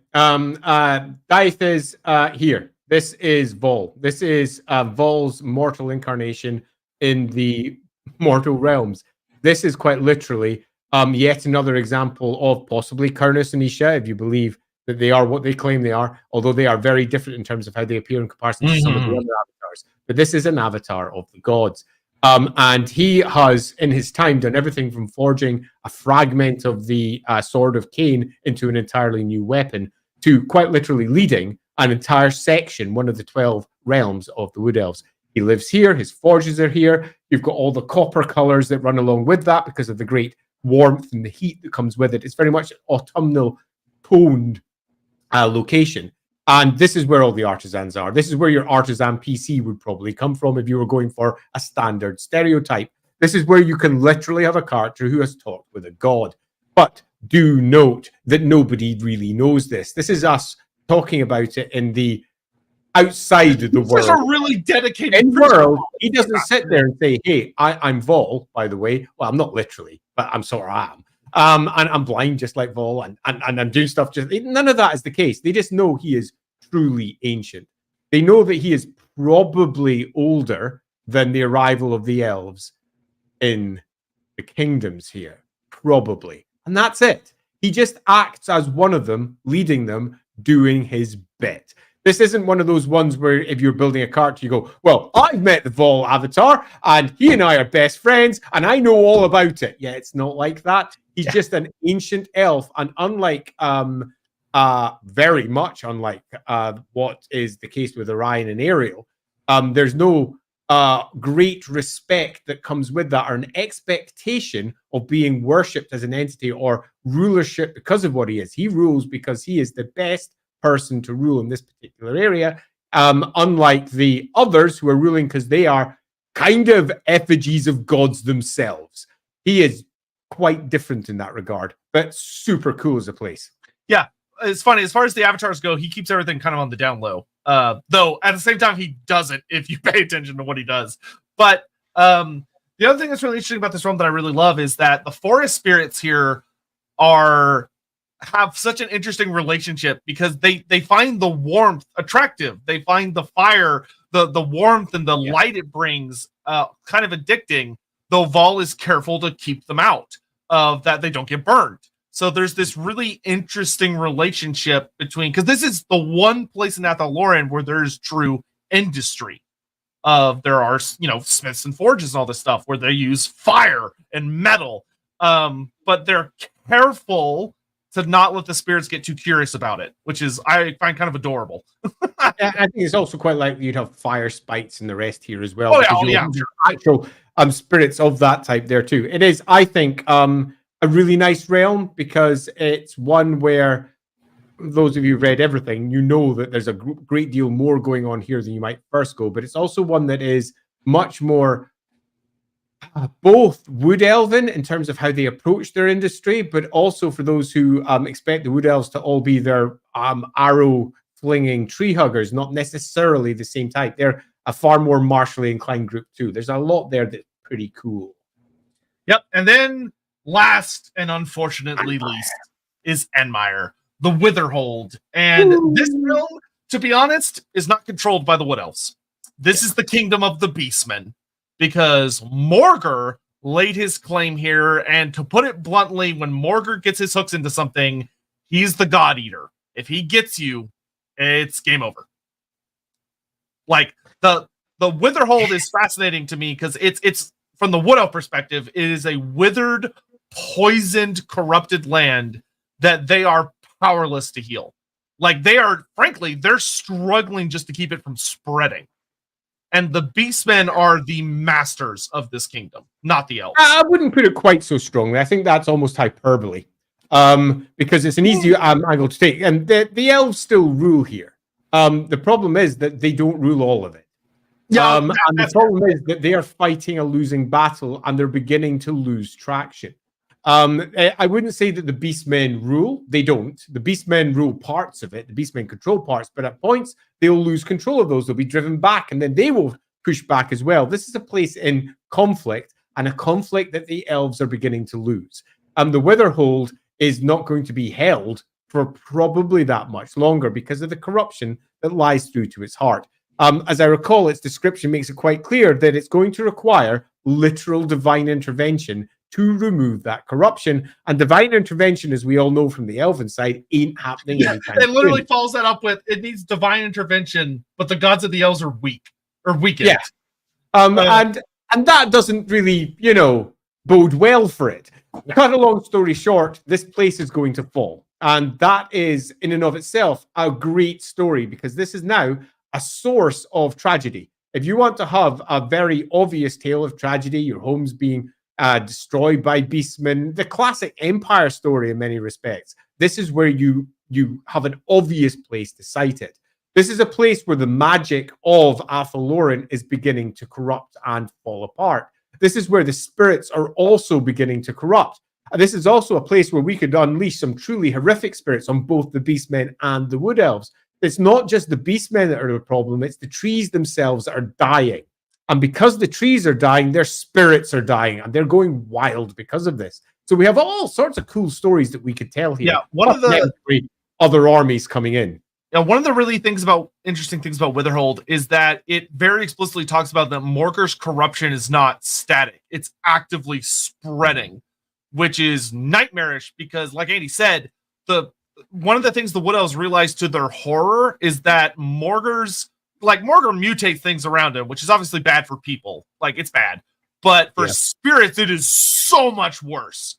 like Morgar's influence, the blood of his that is literally working its way through the ground like a cancer, can make spirits go just absolutely fucking insane.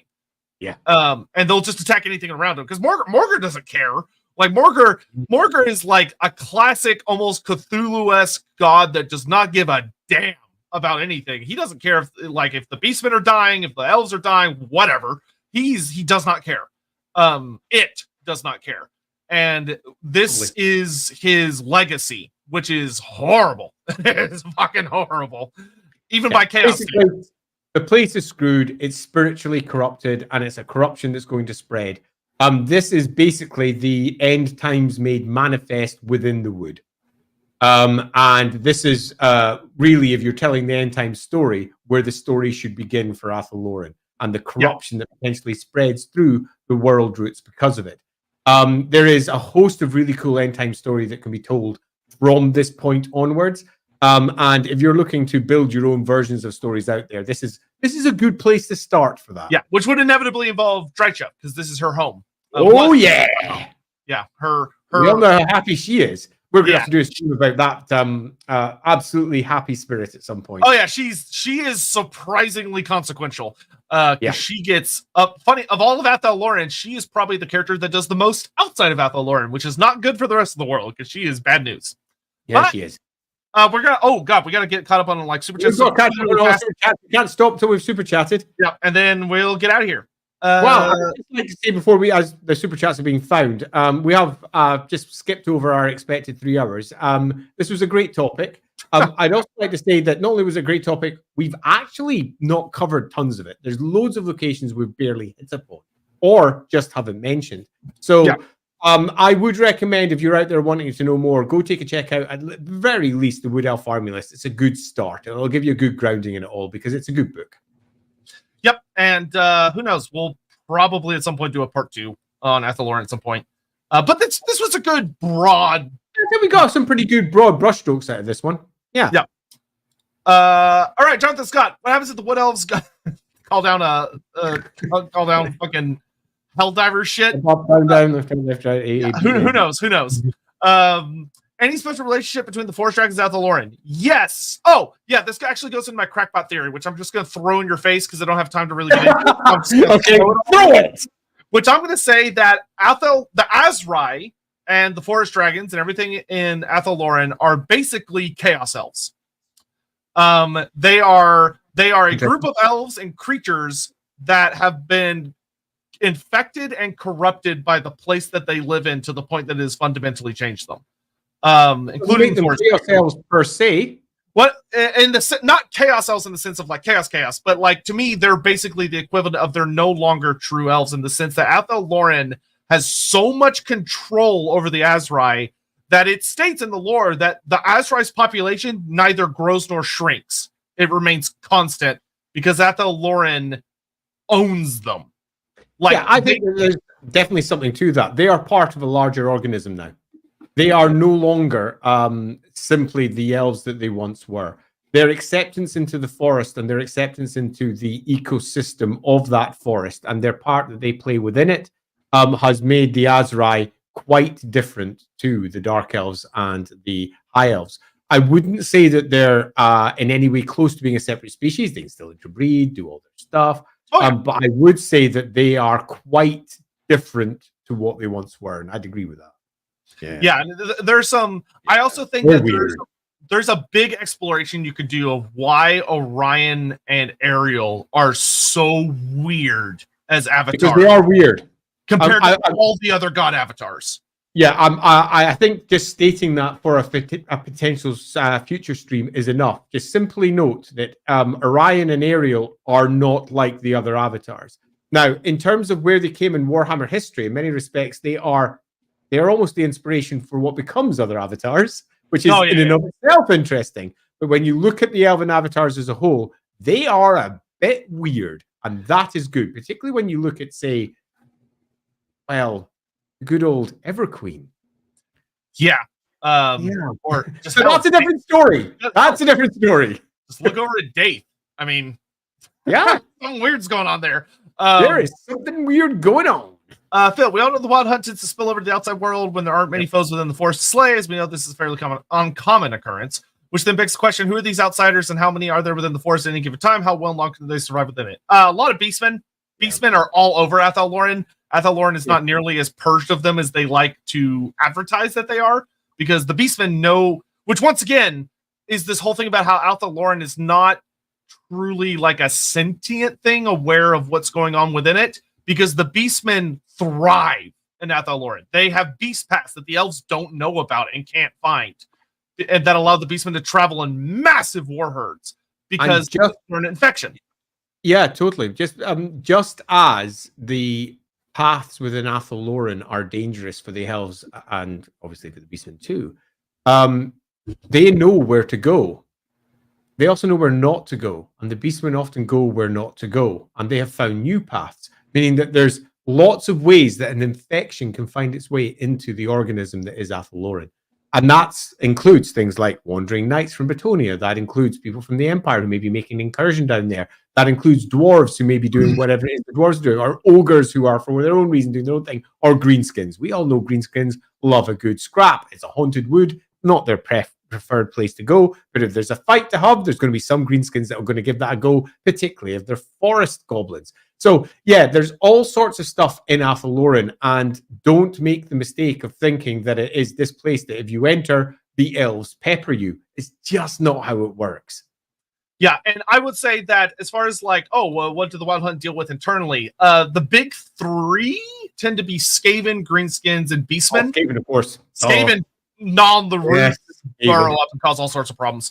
But like, you know, there will be like big, giant ogre tribes that wander in. Sometimes a dwarf hold will attack. Like, Athel Loren gets punched by a lot of people. So the Wild Hunt is usually busy. You can almost kind of think of the Wild Hunt as an immune response. But unfortunately, instead of being timed to deal with an invasion, it's timed based on the season of the outer world, which means it has extreme limitations, which is bad. And a weakness, to be frank. Anthony, another episode a little late, but I made it. I vaguely remember Sotek saying Tarmogon episodes at a spot. Yeah, I'll do that today. I'll do that tonight. That should be easy to do tonight. I think they're up. I just need to make I have to make like new little pictures for them. Sig, love you guys. In all seriousness, how much do I need to pay Andy for his finished Middenheim map? Does he have an Altdorf map? So one, Middenheim map isn't finished. It's like halfway done. I was doing all the bits that I needed for my game, and we're still in Middenheim doing some stuff. It was some pretty crazy stuff just last Friday. Do I have an Altdorf one? Not even started it. And I do intend to do one. We've got a thread hiding away in Discord somewhere on the Lawhammer side for trying to find all the published locations that have been mentioned concerning Altdorf. Do feel free to go find that out. It has not been populated for some time, meaning that there's still tons to do there. And I don't really want to start that map until I've got most of that grounding work already in place. So cut a long story short, we're not there yet. And last one, still loading. Prep for the Gelt stream or the Krim Gelto stream. Indeed. But yeah, we're way over time. So thank you all so much for joining. We hope you had fun. Oh, you rock. That was amazing. Yeah, we had a blast. We will see you next week over on the Lawhammer channel for Takala. No vote this week because it's already done. So yeah, actually, funny enough, going from what we were just talking about with Ariel and Orion to Takala is in itself a fun thing. Because man, honestly, she has a lot more in common with them than they do with the other avatars. But that's weird. Anyway, we're just gonna leave that can of worms on the ground and get out of here. So thank you all for watching. We'll see you next time. See you next time. Bye.